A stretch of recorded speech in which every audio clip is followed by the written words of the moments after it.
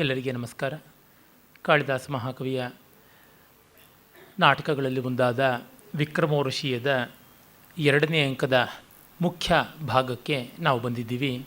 ನಿನ್ನೆಯಿಂದ ಆರಂಭ ಮಾಡಿಕೊಂಡಿವಿ. 2ನೇ ಅಂಕದಲ್ಲಿ ಮೊದಲಿಗೆ ಬರುವ ಪ್ರವೇಶಕದಲ್ಲಿ ವಿದೂಷಕ ಮತ್ತು ನಿಪುಣಿಕೆಯರ ಸಂವಾದದ ಮೂಲಕವಾಗಿ ರಾಜನ ಧರ್ಮಾಸನದ ಅವಧಿ ಮುಗಿದು ಅವನು ಇತ್ತ ಕಡೆಗೆ ಅಂದರೆ ಉದ್ಯಾನದ ಕಡೆಗೆ ಬರುವಂಥದ್ದು ಗೊತ್ತಾಗುತ್ತದೆ. ಇದನ್ನು ಕಾವ್ಯದಲ್ಲಿಯೇ ನಾವು ಗಮನಿಸಿದ್ವಿ. ಷಷ್ಠೇ ಕಾಲೇ ತ್ವಮಪಿ ಲಭಸೆ ದೇವ ವಿಶ್ರಾಂತಿ ಮನ್ನಃ ಅಂತ ಹೇಳುವಲ್ಲಿ ಅದು ದಿವಸದ ಮಧ್ಯ ಕಾಲಕ್ಕೆ ಅಂತ ತೆಗೆದುಕೊಳ್ಬೇಕು. ನಾನು ನಿನ್ನೆ ಸಂಜೆ ಇರಬಹುದು ಅನ್ನುವಂಥ ಒಂದು ಊಹೆಯನ್ನು ಹೇಳಿದೆ. ಆದರೆ ಅದು ಹೇಗೂ ಉದ್ಯಾನಕ್ಕೆ ಅಪರಾಹ್ನದಲ್ಲಿ ಮಧ್ಯಾಹ್ನದಲ್ಲಿ ಬರುವಂತೆ ಆಗಿದೆ. ರಾಜನ ಆ ಒಂದು ವಿರಹೋಪಶಾಂತಿಗಾಗಿ ಉದ್ಯಾನದ ತಂಪು ಬೇಕಾಗುತ್ತದೆ ಅಂತ ಇದ್ದಿರಬಹುದು. ಒಟ್ಟಿನಲ್ಲಿ ನಮಗೆ ರಾಜ ತನ್ನ ಧರ್ಮ ಕಾರ್ಯವನ್ನು, ಅಂದರೆ ಯಾವುದು ರಾಜ್ಯ ಪರಿಪಾಲನೆಯೋ ಅದನ್ನು ಮಾಡಿದ್ದಾನೆ. ತಿಷ್ಠತ್ಯೇಕಃ ಕ್ಷಣಮಧಿಪತಿರ್ ಜ್ಯೋತಿಷಾಂ ವ್ಯೋಮ ಮಧ್ಯೆ ಅನ್ನುವ ಮೂಲಕ ಆಕಾಶದಲ್ಲಿ ಒಂದು ಕ್ಷಣ ಸೂರ್ಯ ನಿಲ್ತಾನೆ ಅಂತ, ನಿಲ್ಲುವುದಿಲ್ಲ ಎಲ್ಲೂ, ಆದರೆ ನಿಲ್ತಾನೆ ಅಂತ ಒಂದು ಭಾವ. ಹಾಗೆ ಅವನು ವಿಶ್ರಾಂತಿ ತೆಗೆದುಕೊಂಡು ಮತ್ತೆ ಬರಬೇಕು ಅಂತ. ಈ 2ನೇ ಅಂಕದ ಕಡೆಯಲ್ಲಿ ಕೂಡ ರಾಜನದೇ ಒಂದು ಮಾತು ಬರುತ್ತದೆ. ಆ ಪ್ರಕಾರವಾಗಿ ನಮಗೆ ತಿಳಿಯುತ್ತದೆ. ಅದು ಅಪರಾಹ್ನದ ತೀವ್ರತೆ ಗತಂ ಅರ್ಧ ದಿವಸಸ್ಯ ಅನ್ನುವ ಮಾತಿನಲ್ಲಿ ಗೊತ್ತಾಗುತ್ತದೆ. ಮತ್ತು ಒಂದು ಶ್ಲೋಕದಿಂದಲೂ ಮುಗಿತಾಯವಾಗುತ್ತದೆ. ಅದನ್ನು ಮುಂದೆ ನೋಡೋಣ. ಹೀಗಾಗಿ ಇದರ ಅವಧಿ ನಮಗೆ ತಿಳಿಯುವಂತೆ ವಸಂತ ಋತುವಿನ ಆದಿಮ ದಿನಗಳಲ್ಲಿ ಒಂದು ನಡುಹೊತ್ತು ಅಂತ ಇಷ್ಟನ್ನು ಹೇಳಬಹುದು. ಮುಖ್ಯಾಂಕದಲ್ಲಿ ರಾಜ ಬರ್ತಾನೆ. ಬರ್ತಲೇ ಅವನ ಮಾತು ಉರ್ವಶಿಯ ಬಗೆಗಿನ ಚಿಂತೆಯಾಗಿದೆ. ವಿರಹಿ ಆಗಿದ್ದಾನೆ.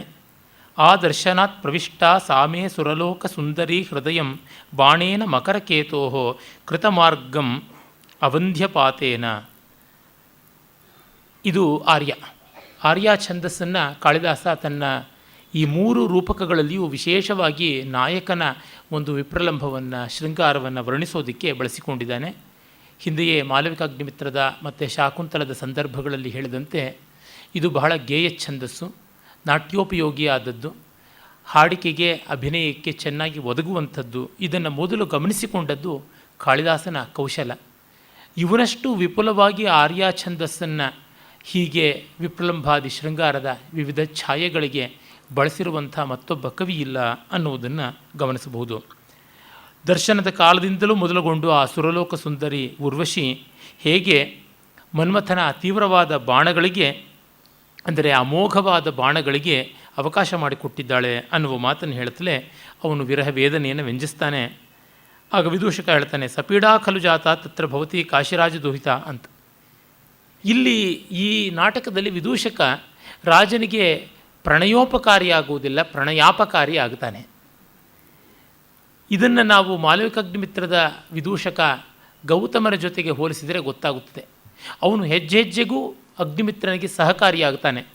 ಎಲ್ಲಿವರೆಗೆ ಅಂದರೆ ತನಗೆ ಹಾವು ಕಚ್ಚಿದೆ ಅಂತ ಹೇಳುವವರೆಗೂ, ಮತ್ತು ಉಯ್ಯಾಲೆಯ ಮೇಲೆ ಮಹಾರಾಣಿ ತೂಗಿಕೊಳ್ತಾ ಇದ್ದರೆ ಅವಳನ್ನು ವಿನೋದದ ಮಾತುಗಳಿಂದ ಬೀಳಿಸುವವರೆಗೂ, ನಾಟ್ಯಾಚಾರ್ಯರಾದ ಹರದತ್ತ ಗಣದಾಸರ ಮಧ್ಯೆ ಕೃತಕ ಕಲಹ ತಂದೊಡ್ಡುವವರೆಗೂ, ಕಣ್ಣೆದುರಿಗೆ ಬಂದ ಮಾಲವಿಕೆಯನ್ನು ಬಗೆಬಗೆಯಾದ ನೆವಗಳಿಂದ ಹೆಚ್ಚು ಕಾಲ ನಿಲ್ಲಿಸಿಕೊಳ್ಳುವವರೆಗೂ ಬೇಕಾದಂತೆ ಪ್ರಯತ್ನ ಪಡ್ತಾನೆ. ಇಲ್ಲ ಅದು ಏನೂ ನಡೆಯೋದಿಲ್ಲ. ಈ ರೀತಿಯಲ್ಲಿ 2 ಕಾಂಟ್ರಾಸ್ಟ್, ವೈರುಧ್ಯಗಳನ್ನು ವಿದೂಷಕ ಪಾತ್ರಗಳಲ್ಲಿ ತಂದಿದ್ದಾನೆ. ಇನ್ನು ಅಲ್ಲಿ ನೋಡಿದರೆ ಶಾಕುಂತಲದಲ್ಲಿ ವಿದೂಷಕನಾದಂಥ ಅವನ ಪಾತ್ರಕ್ಕೆ ಆವಾಹನೆ ಇಲ್ಲ, ವಿಸರ್ಜನೆ ಇಲ್ಲ. ಅವನು ಶಕುಂತಲೆಯನ್ನು ಕಾಣಿಸುವುದರೊಳಗಾಗಲಿ ಕಾಣಿಸದೇ ಇರೋದ್ರೊಳಗಾಗಲಿ ಯಾವುದರೊಳಗೂ ಅವನ ಪ್ರಯತ್ನವೇ ಇಲ್ಲ, ಪ್ರಯೋಜನವೇ ಇಲ್ಲ. ಹೀಗೆ 3 ಬಗೆಯಲ್ಲಿ ಮಾಡಿಕೊಂಡಿದ್ದಾನೆ. ಅಲ್ಲಿ ನಾವು ಕಾಣುವಂಥದ್ದು ವಿದೂಷಕನನ್ನು 2 ಮತ್ತು 6 ಈ 2 ಅಂಕಗಳಲ್ಲಿ ನಾವು ಕಾಣತಕ್ಕಂಥದ್ದು. ಶಾಕುಂತಲದಲ್ಲಿ 7 ಅಂಕದಲ್ಲಿ 2 ಅಂಕದಲ್ಲಿ. ಇಲ್ಲಿ ನಾವು ವಿದೂಷಕನ ಕಾಣತಕ್ಕಂಥದ್ದು 3 ಅಂಕದಲ್ಲಿ. ಆದರೆ ಮಾಲವಿಕಾಗ್ನಿಮಿತ್ರದಲ್ಲಿ ಪ್ರತ್ಯಂಕವೂ ವಿದೂಷಕಮಯ. ಅಂದರೆ ನೋಡಿ, ಮಾಲವಿಕಾಗ್ನಿಮಿತ್ರದ 5 ಅಂಕಗಳಲ್ಲಿ ವಿದೂಷಕ ಇದ್ದದ್ದು, ಇಲ್ಲಿ 3 ಅಂಕಕ್ಕೆ ಸೀಮಿತನಾದದ್ದು, ಅಲ್ಲಿ 2 ಅಂಕಕ್ಕೆ ಬರುವುದು. ನೋಡ್ತಾ ಇದ್ದಂತೆ ಕಾಳಿದಾಸನ ಸೀರಿಯಸ್ನೆಸ್ಸು ಯಾವ ಥರ ಬೆಳೀತಾ ಬರ್ತಾ ಇದೆ, ಗಾಂಭೀರ್ಯ ಹೇಗೆ ಪಾಕವಾಗ್ತಾ ಇದೆ ಅಂತ ಗೊತ್ತಾಗುತ್ತದೆ. ಅಂದರೆ ಈ ಥರದ ವಿದೂಷಕ ಮೊದಲಾದ ಪಾತ್ರಗಳ ಮೂಲಕವಾಗಿ ಜನರಿಗೆ ರಂಜನೆಯನ್ನು ಉಂಟು ಮಾಡುವುದೋ, ವಿನೋದವನ್ನು ಮಾಡುವುದೋ, ಪ್ರಣಯವನ್ನು ವಿದೂಷಕನ ಮಟ್ಟದಲ್ಲಿ ಬೆಳೆಸುವಂಥದ್ದು ಅಲ್ಲ. ಇನ್ನು ಉದಾರ ಗಂಭೀರವಾದ ತಪೋಮೂರ್ತಿಯ ಮಟ್ಟಕ್ಕೆ ಹೋಗಬೇಕು ಅನ್ನುವುದು ಅವನ ಧ್ವನಿ ಇದ್ದಿರಬಹುದು. ಆದರೆ ಇಲ್ಲಿ ಕಾಶಿರಾಜಪುತ್ರಿಯಾದ ಔಶೀನರಿಯ ಬಗೆಗೆ ಅವನ ಸಹಾನುಭೂತಿ ಉಂಟು. ಹೇಳಿದನಲ್ಲ, ನಿನ್ನ ಮುಖವನ್ನು ನೋಡಿದಲ್ಲದೆ ರಾಜನಿಗೆ ಸಮಾಧಾನ ಉಂಟಾಗದೇನೋ, ನಾನು ಹಾಗೆ ಮಾಡ್ತೀನಿ, ನಾನು ಎಷ್ಟು ಹೇಳೋಣ, ಊರ್ವಶಿಯ ಪ್ರಣಯ ಬೇಡ ಅನ್ನುವಂಥ ರೀತಿಯ ಮಾತುಗಳನ್ನು ಈಗಾಗಲೇ ನಾವು ಈ ಪ್ರವೇಶಕದಲ್ಲಿ ಕಂಡಿದ್ದೀವಿ. ಆಮೇಲೆ ರಾಜ ಹೇಳ್ತಾನೆ, ಅಪಿ ರಕ್ಷತೆ ಭವತಾ ರಹಸ್ಯ ನಿಕ್ಷೇಪ, ಏನಪ್ಪ ಗುಟ್ಟು ಕಾಪಾಡಿಕೊಂಡಿದ್ದೀಯಾ ಅಂತಾನೆ. ಇವನಿಗೆ ಚಿಂತೆ. ವಿದೂಷಕ ಹೇಳ್ಕೊತಾನೆ, ಹಾ ಅಧಿಕ ವಂಚಿತೋಸ್ಮಿ ದುಷ್ಟ ದಾಸ್ಯ ನಿಪುಣಿಕೆಯ ಅನ್ಯಥಾ ಕಥಮೇವಂ ಪೃಚ್ಛತಿ ವಯಸ್ಯ. ಏನು ಮಾಡೋದು, ಆ ದಾಸಿ ಮೋಸ ಮಾಡಿಬಿಟ್ಲಲ್ಲ, ಇವನು ಕೇಳ್ತಾ ಇರೋದ್ರಿಂದಲೇ ಗೊತ್ತಾಗುತ್ತದೆ ಏನೋ ಅಪಾಯ ಇದೆ ಅಂದ್ಕೋತಾನೆ. ಕಿಂ ಭವಾನ್ ತೂಷ್ಣೀಮಾಸ್ತೆ, ಯಾಕೆ ಸುಮ್ಮನೆ ಇದೆಯಾ ಅಂತ ಮತ್ತೆ ಕೇಳ್ತಾನೆ. ಭೋ ಏವಂ ಮಯಾ ಜಿಹ್ವಾ ಸಂಯಂತ್ರಿತ ಏನ ಭವತೋಪಿ ನಾಸ್ತಿ ಪ್ರತಿವಚನಂ. ಬಹಳ ಜಾಣ್ಮೆ ಮಾತು ಹೇಳ್ತಾನೆ. ನೀನು ಹೀಗೆ ಕೇಳ್ತಾ ಇದೆಯಾ, ನಾನು ನಿನ್ನೆದುರಿಗೂ ಬಾಯಿ ಬಿಡಬಾರ್ದು ಅಂತ ನಾಲಿಗೆ ಬಿಗಿ ಹಿಡ್ಕೊಂಡಿದ್ದೀನಿ ಅಂತಾನೆ. ಯಾರಿಗೂ ಕೊಡಲ್ಲ ಅಂದರೆ ಕೊಡಬೇಕಾದವ್ರಿಗೂ ಕೊಡಲ್ಲ ಅನ್ನುವ ಮಟ್ಟಕ್ಕೆ ನನ್ನ ನಿಯಂತ್ರಣ ಉಂಟು ಅನ್ನುವಂತೆ. ಇವನಿಗೆ ಸಂತೋಷ. ಯುಕ್ತಂ ಅಥ ಏನ ಇದಾನಿಂ ಆತ್ಮಾನಂ ವಿನೋದಯಾಮಿ. ಯಾವ ಥರ ಸಮಾಧಾನ ಪಟ್ಕೊಳ್ಳೋಣ ಅಂದರೆ, ಭೋ ಮಹಾನಸಂ ಗಚ್ಛಾವಹ, ಅಡುಗೆ ಮನೆಗೆ ಹೋಗೋಣ ಅಂತಾನೆ. ಸಂಸ್ಕೃತದಲ್ಲಿ ಮಹಾನಸ ಅಂದರೆ ಪಾಕಶಾಲೆ. ಕಿಂ ತತ್ರ, ಇವನು ಅಡುಗೆ ಮನೆಗೆ ಹೋದವನೇ ಅಲ್ಲವಲ್ಲ ರಾಜ. ಅವನಿಗೆಲ್ಲ ಊಟದ ಪದಾರ್ಥಗಳು ಊಟದ ಮನೆಗೆ ಬರುತ್ತವೆ, ಮೇಜಿನ ಮೇಲೆ ಬರುತ್ತವಂತ. ತತ್ರ ಪಂಚವಿಧಸ್ಯ ಅಭ್ಯವಹಾರಸ್ಯ ಉಪನತ ಸಂಭಾರಸ್ಯ ಯೋಜನಾಂ ಪ್ರೇಕ್ಷಮಾಣಾಭ್ಯಾಂ ಶಕ್ಯಂ ಉತ್ಕಂಠಾಂ ವಿನೋದಯಿತು. ಆಗಲೇ ನೋಡಿ, ಪಂಚವಿಧಸ್ಯ ಅಭ್ಯವಹಾರಸ್ಯ, 5 ವಿಧವಾದ ಆಹಾರ ಪಾನೀಯಗಳು ಅಂತ. ಭಗವದ್ಗೀತೆಯ 15ನೇ ಅಧ್ಯಾಯದಲ್ಲಿ ಕೃಷ್ಣ ಹೇಳ್ತಾನೆ, ಅಹಂ ವೈಶ್ವಾನರೋ ಭೂತ್ವ ಪ್ರಾಣಿನಾಂ ದೇಹಮಾಶ್ರಿತ ಪಚಾಮ್ಯನ್ನಂ ಚತುರ್ವಿಧಂ ಅಂತ. ಪ್ರಾಣಾಪಾನ ಸಮಾಯುಕ್ತ ಪಚಾಮ್ಯನ್ನಂ ಚತುರ್ವಿಧಂ ಭಕ್ಷ್ಯ ಭೋಜ್ಯ ಚೌಷ್ಯ ಲೇಹ್ಯ ಪಾನೀಯ ಅಂತ ಅವೆಲ್ಲ ಉಂಟು ಅಂತ ಹೇಳ್ತಾನೆ. ಅದರಿಂದ ನಮ್ಮ ಔತ್ಕಂಠ್ಯವನ್ನು, ಆ್ಯಂಗ್ಸೈಟಿನ ನಿವಾರಣೆ ಮಾಡಿಕೊಳ್ಳಬಹುದು ಅಂತ. ಇವನು ನಗುತ್ತಾನೆ. ತತ್ರ ಈಪ್ಸಿತ ಸನ್ನಿಧಾನಾತ್ ಭವಾನ್ ರಂಸ್ಯತೆ. ನಿನಗಿಷ್ಟ ಬೇಕು ಅದು ಅದಾಗುತ್ತದೆ. ಮಯಾ ಖಲು ದುರ್ಲಭ ಪ್ರಾರ್ಥನಾ ಕಥಮಾತ್ಮ ವಿನೋದಯಿತವ್ಯ. ಅವನ ಸಂಕಟ ಅವನಿಗೆ, ಇವನ ಸಂಕಟ ಇವನಿಗೆ. ಹಾಗಾಗಿ ದುರ್ಲಭ ಪ್ರಾರ್ಥನಾ, ಇವನ ಬೇಡಿಕೆಯನ್ನು ಊರ್ವಶಿ ಈಡೇರಿಸ್ತಾಳೋ ಇಲ್ಲವೋ ಅಂತ ಅವನ ಚಿಂತೆ ಮುಂದೆ ಅವನಿಗೆ ಬರುತ್ತದೆ. ಕಾರಣ ಇಷ್ಟೇ, ಇವನು ಕೇವಲ ಮಾನುಷ, ಮಧ್ಯಮ ಲೋಕಾಧಿಪತಿ ಅಂತ, ತಾನು ಅಮರ ಸ್ತ್ರೀ ಅಂತ, ಮತ್ತು ತನಗೆ ಇಂದ್ರನ ಅಧೀನತೆ ಉಂಟು. ಈ ಎಲ್ಲ ಕಾರಣದಿಂದ ಅವಳಿಗೆ ಇವನಲ್ಲಿ ಪ್ರೀತಿ ಇಲ್ಲದೆ ಹೋಗಬಹುದು ಅನ್ನುವ ಚಿಂತೆ. ಇನ್ನು ಮಾಲವಿಕಾಗ್ನಿಮಿತ್ರದಲ್ಲಿ ನೋಡಿದರೆ, ಮಾಲವಿಕೆ ಅಂತಃಪುರದ ಅಧೀನದಲ್ಲಿರುವ ದಾಸಿ. ಹಾಗಾಗಿ ರಾಜ ನಿಲ್ಲು ಅಂದರೆ ನಿಲ್ಲಬೇಕು, ಕೂಡು ಅಂದರೆ ಕೂಡಬೇಕು. ಇಲ್ಲಿ ಹಾಗಲ್ಲವಲ್ಲ, ಪರಾಧೀನತೆ ಉಂಟು ರಾಜನಿಗೆ, ಅವಳು ತುಂಬ ಪ್ರಬಲೆಯಾಗಿದ್ದಾಳೆ ಅಂತ. ಈ ವೈವಿಧ್ಯಗಳನ್ನು ಕೂಡ ಅವನು ತಂದಿರುವುದನ್ನು ನೋಡಬೇಕು. ಸಾಮಾನ್ಯವಾಗಿ ನಮ್ಮಲ್ಲಿ ಒಂದು ಮಾತು ಹೇಳ್ತಾರೆ, ಮಹಾಕವಿಗಳು ಮಾಡುವಂಥ ರಚನೆಯನ್ನು ನೋಡಿದಾಗ ಗೊತ್ತಾಗುತ್ತೆ ಅವರು ಒಂದು ಕಥೆಯನ್ನೇ ಬಗೆಬಗೆಯಾಗಿ ಹೇಳ್ತಾ ಇರ್ತಾರೆ ಅಂತ. ಪ್ರಣಯಕ್ಕಿಂತ ದೊಡ್ಡ ಕಥೆ ಯಾವುದಿದೆ ಬದುಕಿನಲ್ಲಿ? ತ್ರಿವರ್ಗಸಾರ ಅಂತನ್ನೋದು ಧರ್ಮ ಅಂತ ಸಾಮಾನ್ಯವಾಗಿ ತಿಳಿಸುವುದಾದರೂ ಕೂಡ, ಆ ಧರ್ಮವೂ ಬೇಕಾಗುವಂಥದ್ದು ತದವಿರುದ್ಧವಾದ ಕಾಮಕ್ಕಾಗಿ ಅಂತಂದುಕೊಂಡ್ರೆ ಎಲ್ಲಿ ಮನಸ್ಸು ನಿರ್ವೃತಿ ಹೊಂದುತ್ತದೆ? ಧರ್ಮದಲ್ಲಲ್ಲ, ಕಾಮದಲ್ಲಿಯೇ. ಇದು ಪ್ರಾಣಿ ಮಾತ್ರದಿಂದ ಮೊದಲುಗೊಂಡು ಪರಮೇಷ್ಠಿಯವರೆಗೆ ಸಕಲತ್ರ ನಡೆಯುವಂಥ ವ್ಯವಹಾರ. ಹಾಗಾಗಿ ಆ ತೃತೀಯ ಪುರುಷಾರ್ಥದ ವಿಶ್ಲೇಷಣೆ ಕಾಳಿದಾಸನಿಗೆ ತುಂಬ ಅನಿವಾರ್ಯವಾಯಿತು. ಅವನ ಪ್ರತಿಯೊಂದು ಕೃತಿಯಲ್ಲಿಯೂ ಇದು ಕಾಣಿಸುತ್ತದೆ. ರಘುವಂಶದಲ್ಲಿ ಮಿಕ್ಕ ಪುರುಷಾರ್ಥಗಳ ವಿವೇಚನೆ ಸಾಕಷ್ಟಿದೆ. ಆದರೆ ಇನ್ನು ಉಳಿದ 6 ಕೃತಿಗಳಲ್ಲಿ ಬರುವುದು ಕಾಮೋಪಾಸನೆಯೇ. ಇದನ್ನು ಸರಿಯಾಗಿ ಗಮನಿಸಿಕೊಂಡರೆ ಮಿಕ್ಕದು ಗೊತ್ತಾಗುತ್ತದೆ. ಯಾಕೆಂದರೆ ಅರ್ಥದಲ್ಲಿ ಕಾಮಪೂರ್ಣಕ್ಕಾಗಿ ಇರುವುದರಿಂದ ನಮಗಂಥ ಚಿಂತೆ ಇಲ್ಲ. ಮತ್ತು ಅರ್ಥವನ್ನು ನಿಯೋಜನೆ ಮಾಡುವುದಕ್ಕಾಗಿ ಶಾಸ್ತ್ರಗಳು ಉಂಟು. ಯಾಕೆ? ದುಡ್ಡು ಸಂಪಾದಿಸೋದು ಹೇಗೆ ಅನ್ನೋದಕ್ಕೆ, ಉತ್ಪಾದನೆ ಹೇಗೆ ಮಾಡಬೇಕು ಅನ್ನೋದಕ್ಕೆ ಬಗೆಬಗೆಯ ಲೌಕಿಕ ಶಾಸ್ತ್ರಗಳು ಉಂಟು. ಇನ್ನು ನೀತಿ, ಮೌಲ್ಯ ಸಂಹಿತೆ ಇತ್ಯಾದಿಗಳಿಗೆ ಧರ್ಮಶಾಸ್ತ್ರಾದಿಗಳು ಉಂಟು. ಆದರೆ ಕಾಮ ಅನ್ನುವುದು ಮನುಷ್ಯನ ಚಿತ್ತವೃತ್ತಿಗೆ ಸಂಬಂಧಪಟ್ಟಿದ್ದು. ದೇಹವೃತ್ತಿಗೂ ಹೌದು, ಚಿತ್ತವೃತ್ತಿಗೂ ಹೌದು. ಆದರೆ ಅದು ಮತ್ತಷ್ಟು ಇನ್ನಷ್ಟು ಮಧುರವಾಗಬೇಕು, ಪಾಕರಮಣೀಯವಾಗಬೇಕು, ಪರಿಪಾಕಾಭಿಮುಖವಾಗಬೇಕು, ವಿಸ್ತರಿಸಿದಷ್ಟು ವಿರಸವಿಲ್ಲದೆ ಆಸ್ವಾದ್ಯವಾಗಬೇಕು ಅಂದರೆ ಚಿತ್ತವೃತ್ತಿ ಪರವಾಗಬೇಕು. ಆ ಕಾರಣ ಕಾವ್ಯ ಪ್ರಧಾನವಾಗಿ ತೃತೀಯ ಪುರುಷಾರ್ಥವನ್ನು ಗಮನದಲ್ಲಿಟ್ಟುಕೊಂಡು ತದನುರೋಧವಾಗಿ ಮಿಕ್ಕವನ್ನೆಲ್ಲ ತೋರ್ಪಡಿಸುತ್ತದೆ. ಅದಕ್ಕೆ ಕಾಳಿದಾಸ ತುಂಬ ದೊಡ್ಡ ನಿದರ್ಶನವಾಗಿದ್ದಾನೆ. ಈ ಅರ್ಥದಲ್ಲಿ ಈ ಮಟ್ಟಕ್ಕೆ ಕಾಮದ ವಿವಿಧ ಅಂಶಗಳನ್ನು, ಬಯಕೆಯ ಬಗೆ ಬಗೆಯ ರೀತಿಗಳನ್ನು, ಸ್ತ್ರೀ ಪುಂಚಿದ್ವಿಲಾಸಗಳನ್ನು ಇವನಂತೆ ಚಿತ್ರಿಸಿದವರು ಬಹಳಷ್ಟು ಕವಿಗಳು ಇಲ್ಲ. ಭಾರತದ ಚೌಕಟ್ಟಿನಲ್ಲಂತೂ ಪ್ರಾಚೀನ ಕಾಲದಿಂದ ಇತ್ತೀಚಿನವರೆಗೆ ಯಾರೂ ಕಾಣಿಸುವಂಥದ್ದೇ ಅಲ್ಲ. ಪಾಶ್ಚಾತ್ಯ ಲೋಕದಲ್ಲೂ ಪ್ರಣಯದ ಬಹುಮುಖವನ್ನು ಹೀಗೆ ಚಿತ್ರಿಸಿದವರು ತುಂಬ ವಿರಳ. ನಮಗೆ ಅಲ್ಲಿ ಎದ್ದು ಕಾಣುವ ಒಂದು ಉದಾಹರಣೆ ಶೇಕ್ಸ್ಪಿಯರ್ ಮಾತ್ರ. ಅಲ್ಲಿ ಮಹಾಕವಿಗಳು ಹೋಮರ್ ಆಗಲಿ, ವರ್ಜಿಲ್ ಆಗಲಿ, ಡಾಂಟೆ ಆಗಲಿ ಅಂಥ ದೊಡ್ಡ ರೀತಿಯಲ್ಲಿ ಚಿತ್ರಿಸಲಿಲ್ಲ. ನಿಜ, ವರ್ಜಿಲ್ಲಲ್ಲಿ ಒಬ್ಬ ಡೈಡೋ ಬರ್ತಾಳೆ, ಡಾಂಟೆಯಲ್ಲಿ ಒಬ್ಬರ ಬಿಯಟ್ರಿಸ್ ಕಾಣಬಹುದು. ಆದರೆ ಅದು ಏಕದೇಶೀಯವಾದದ್ದು, ಸರ್ವದೇಶೀಯವಲ್ಲ. ಆದರೆ ಕಾಳಿದಾಸನಲ್ಲಿ ಉತ್ಥಾನ ಪ್ರಣಯಿನಿಯಾದ ಉರ್ವಶಿಯಿಂದ ಮೊದಲುಗೊಂಡು ತಪೋಮಯ ಮೂರ್ತಿಯಾದ ಪ್ರಣಯವನ್ನು ಹೊಂದಿದ ಪಾರ್ವತಿಯವರೆಗೆ ಎಲ್ಲ ಹಂತಗಳನ್ನು ಕಾಣಿಸಿದ್ದಾನೆ. ಮುಗ್ಧೆಯಾದ ಅಸಹಾಯಕಳಾದ ಮಾಲವಿಕೆಯಿಂದ ಮೊದಲುಗೊಂಡು ನಿರಾಶೆಗೊಳ್ಳುವಂತಹ ಔಶೀನರಿ, ಇರಾವತಿ, ಧಾರಿಣಿಯಂಥವರಿಂದ ಮೊದಲುಗೊಂಡು ರಂಗದ ಮೇಲೆ ಬರದೇ ಇದ್ದರೂ ಕಸಿವಿಸಿಗೊಳ್ಳುವಂತಹ, ಹಾಡಿನ ಮೂಲಕ ನಮ್ಮ ಮನಸ್ಸನ್ನು ಕಾಡುವಂತಹ ಹಂಸಪದಿಕೆಯಿಂದ ಮೊದಲುಗೊಂಡು ರಾಜನಿಗೆ ಕಾಣಿಸ್ತೀನೋ ಇಲ್ಲವೋ ಅವನ ಚಿತ್ರರಚನಾ ಕಾಲದಲ್ಲಿ ಆದರೂ ಇಣುಕಿ ನೋಡೋಣ ಅವನ ಪ್ರಣಯಿನಿ ಯಾರು ಅಂತ ಹತ ಪ್ರಯತ್ನವನ್ನು ಮಾಡುವಂತಹ ಯಾವ ಹಂಸಪದಿಕೆಯ ಜೊತೆಗಾರ್ತಿಯಾದಂಥ ಮತ್ತೊಬ್ಬ ಸವತಿಯಾದ ವಸುಮತಿ ಇರಬಹುದು. ಶಾಕುಂತಲದಲ್ಲಿ 6ನೇ ಅಂಕದಲ್ಲಿ ಅವಳ ಸೂಚನೆ ಉಂಟು, ರಂಗದಲ್ಲಿ ಪ್ರವೇಶ ಮಾಡುವುದಿಲ್ಲ. ಅವಳಿಂದ ಮೊದಲುಗೊಂಡು ಎಷ್ಟೆಲ್ಲ ಪತಿಜೀವಿತೆಯಾಗಿ ಗಂಡ ಇವಳಿಗಾಗಿ ಸಹಗಮನ ಮಾಡುವ ಮಟ್ಟಕ್ಕೆ ಬಂದಂಥ ಇಂದುಮತಿಯವರೆಗೆ ಎಷ್ಟು ಬಗೆಯ ಶೇಡ್ಸನ್ನು ಕೊಟ್ಟಿದ್ದಾನೆ, ಛಾಯೆಗಳನ್ನು ತೋರ್ಪಡಿಸಿದ್ದಾನೆ. ಅದು ತುಂಬ ಸ್ವಾರಸ್ಯಕಾರಿಯಾದದ್ದು ಅಂತ ಅನಿಸುತ್ತದೆ. ಕಾಳಿದಾಸನ ಪ್ರಣಯ ಪಂಕ್ತಿಯಲ್ಲಿ ಮಹೋನ್ನತ ಸ್ಥಾನದಲ್ಲಿ ನಿಲ್ಲುವಂಥವರು ಪಾರ್ವತಿ ಪರಮೇಶ್ವರರು. ಅಲ್ಲಿಂದ ಬೇರೆ ಬೇರೆ ಬೇರೆ ಬೇರೆ ಹಂತಗಳಲ್ಲಿ ಯಕ್ಷಿ ಇದ್ದಾಳೆ. ಏಕಪತ್ನಿ ಮಹಾಪತಿವ್ರತೆಯಾಗಿ ಪತಿಯ ವಿರಹದಲ್ಲಿ ದುಃಖ ಪಡ್ತಾ ಇರತಕ್ಕಂಥ ಆ ವೀಣಾವಾದನದ ಕಾಲದಲ್ಲಿ ಕೂಡ ಗಂಡನ ಮುದ್ರಿಕಾಂಕ ಇರುವಂತಹ ಗೇಯವನ್ನು ಹಾಡಬೇಕು ಅಂತ ಹೋಗಿ ಅವನ ಹೆಸರು ಬಂದ ತಕ್ಷಣವೇ ಆ ಒಂದು ಉತ್ಕಂಠೆಯಲ್ಲಿ, ಗದ್ಗದದಲ್ಲಿ ಸಾಹಿತ್ಯ ಇರಲಿ, ಸಂಗೀತದ ಸ್ವರಾವರೋಹಗಳನ್ನೇ, ಆರೋಹಾವರೋಹಗಳನ್ನು, ಮೂರ್ಛನೆಯನ್ನೇ ಮರೆಯುವಂಥದ್ದು.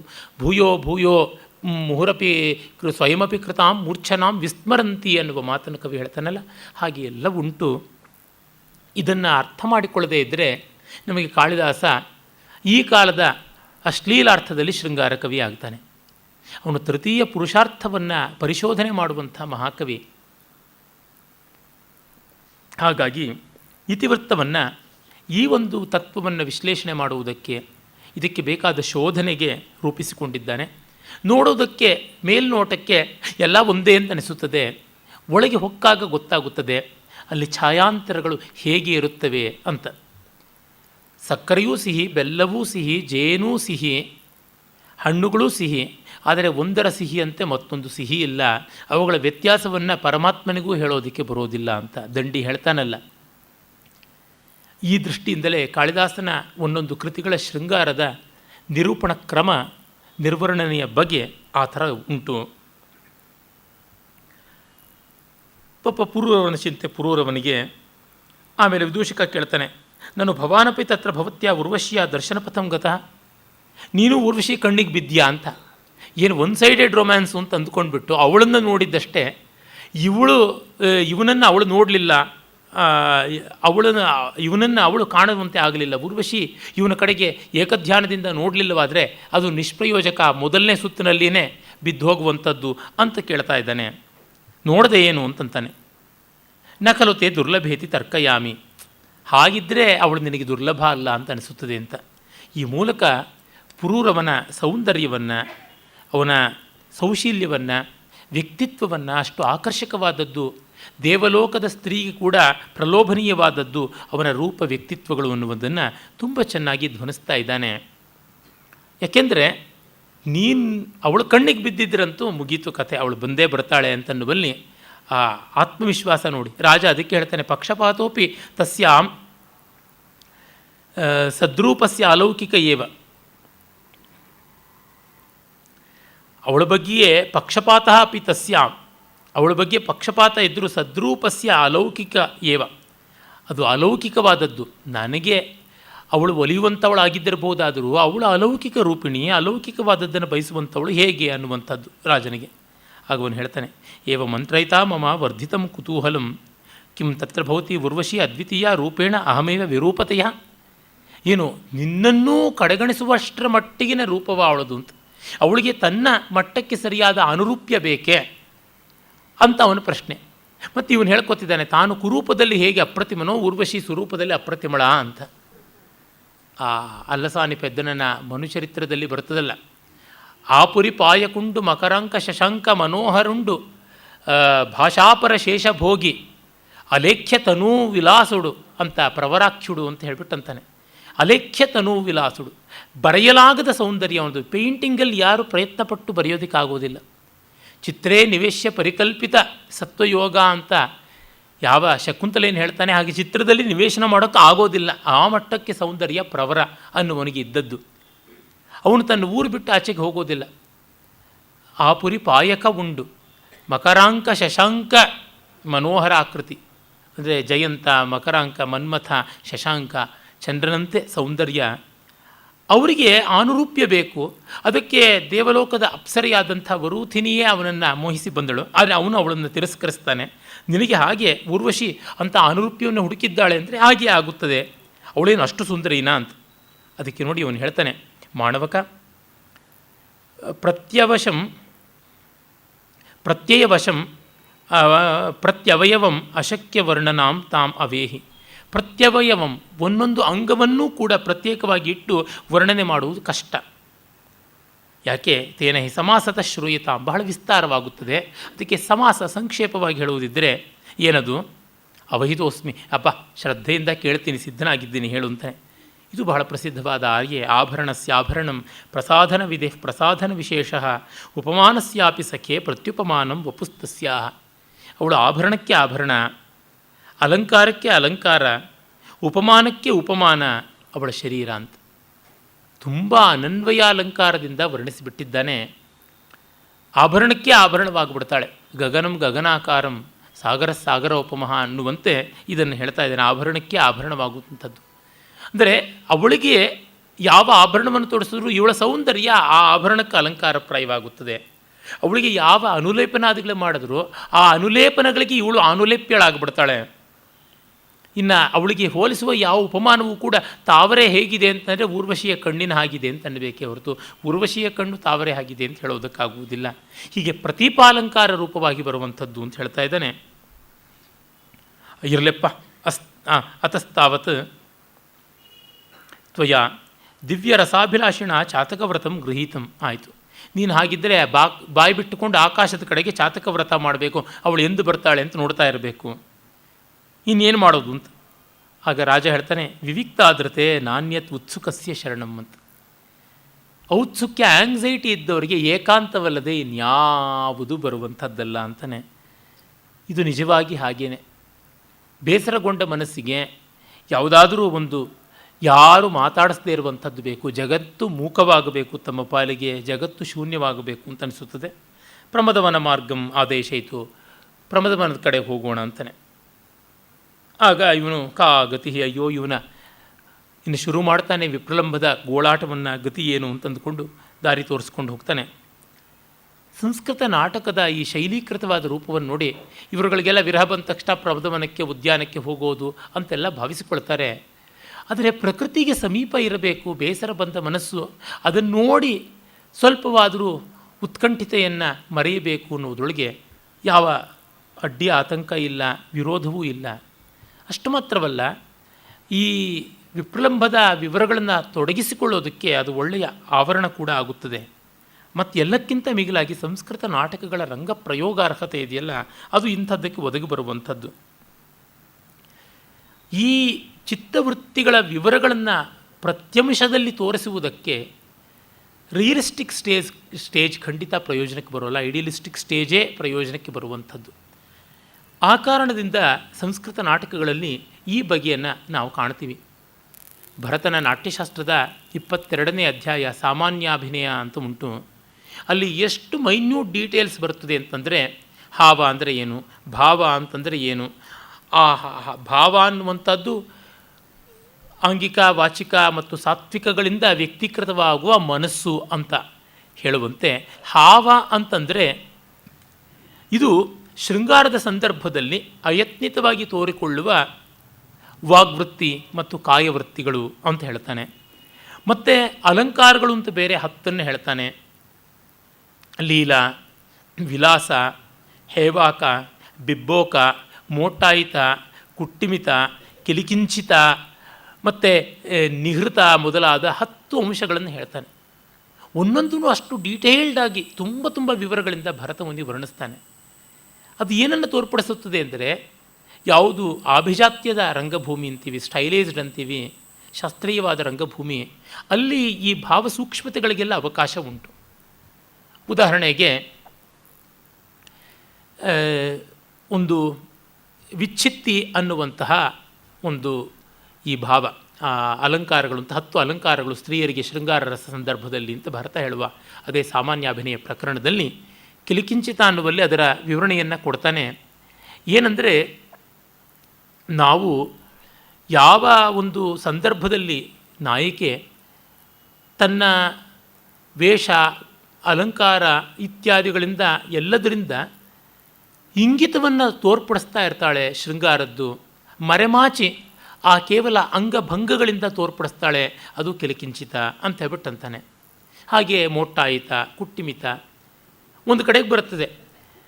ಮಾತಾಡುವುದೊಂದು, ಆದರೆ ವರ್ತಿಸುವುದೊಂದು, ನೊಂದಂತೆ ತೋರ್ಪಡಿಸಿಕೊಳ್ಳುವುದು, ಅದರ ಒಳಗೆ ಸಂತೋಷ ಪಡುವಂಥದ್ದು, ವಿರುದ್ಧ ಭಾವಗಳನ್ನು ಒಟ್ಟೊಟ್ಟಿಗೆ ಬೆಸೆಯುವಂಥದ್ದು. ಹೀಗೆ ಇದನ್ನೆಲ್ಲ ಮಾಡೋದಕ್ಕೆ ಶಾಸ್ತ್ರೀಯ ನೃತ್ಯದ ಚೌಕಟ್ಟಿನಲ್ಲಿ ಲೋಕಧರ್ಮಿ ನಾಟ್ಯಧರ್ಮಿಗಳ ಹದವಾದ ಬೆರಕೆಯಿಂದ ಆಗುತ್ತದೆ. ಬರೀ ಲೋಕಧರ್ಮಿಯಲ್ಲಿ ಯಾಕೆ ಆಗೋಲ್ಲ ಅಂದರೆ, ಅದು ವೇಗವಾಗಿ ಹೊರಟೋಗ್ಬಿಡುತ್ತೆ. ಅಪ್ಪಟ ಲೋಕಧರ್ಮಿಯೇ ಇದ್ದರೆ ಅದು ಲೋಕವೇಗದಲ್ಲಿ ಹೊರಟೋಗುತ್ತದೆ.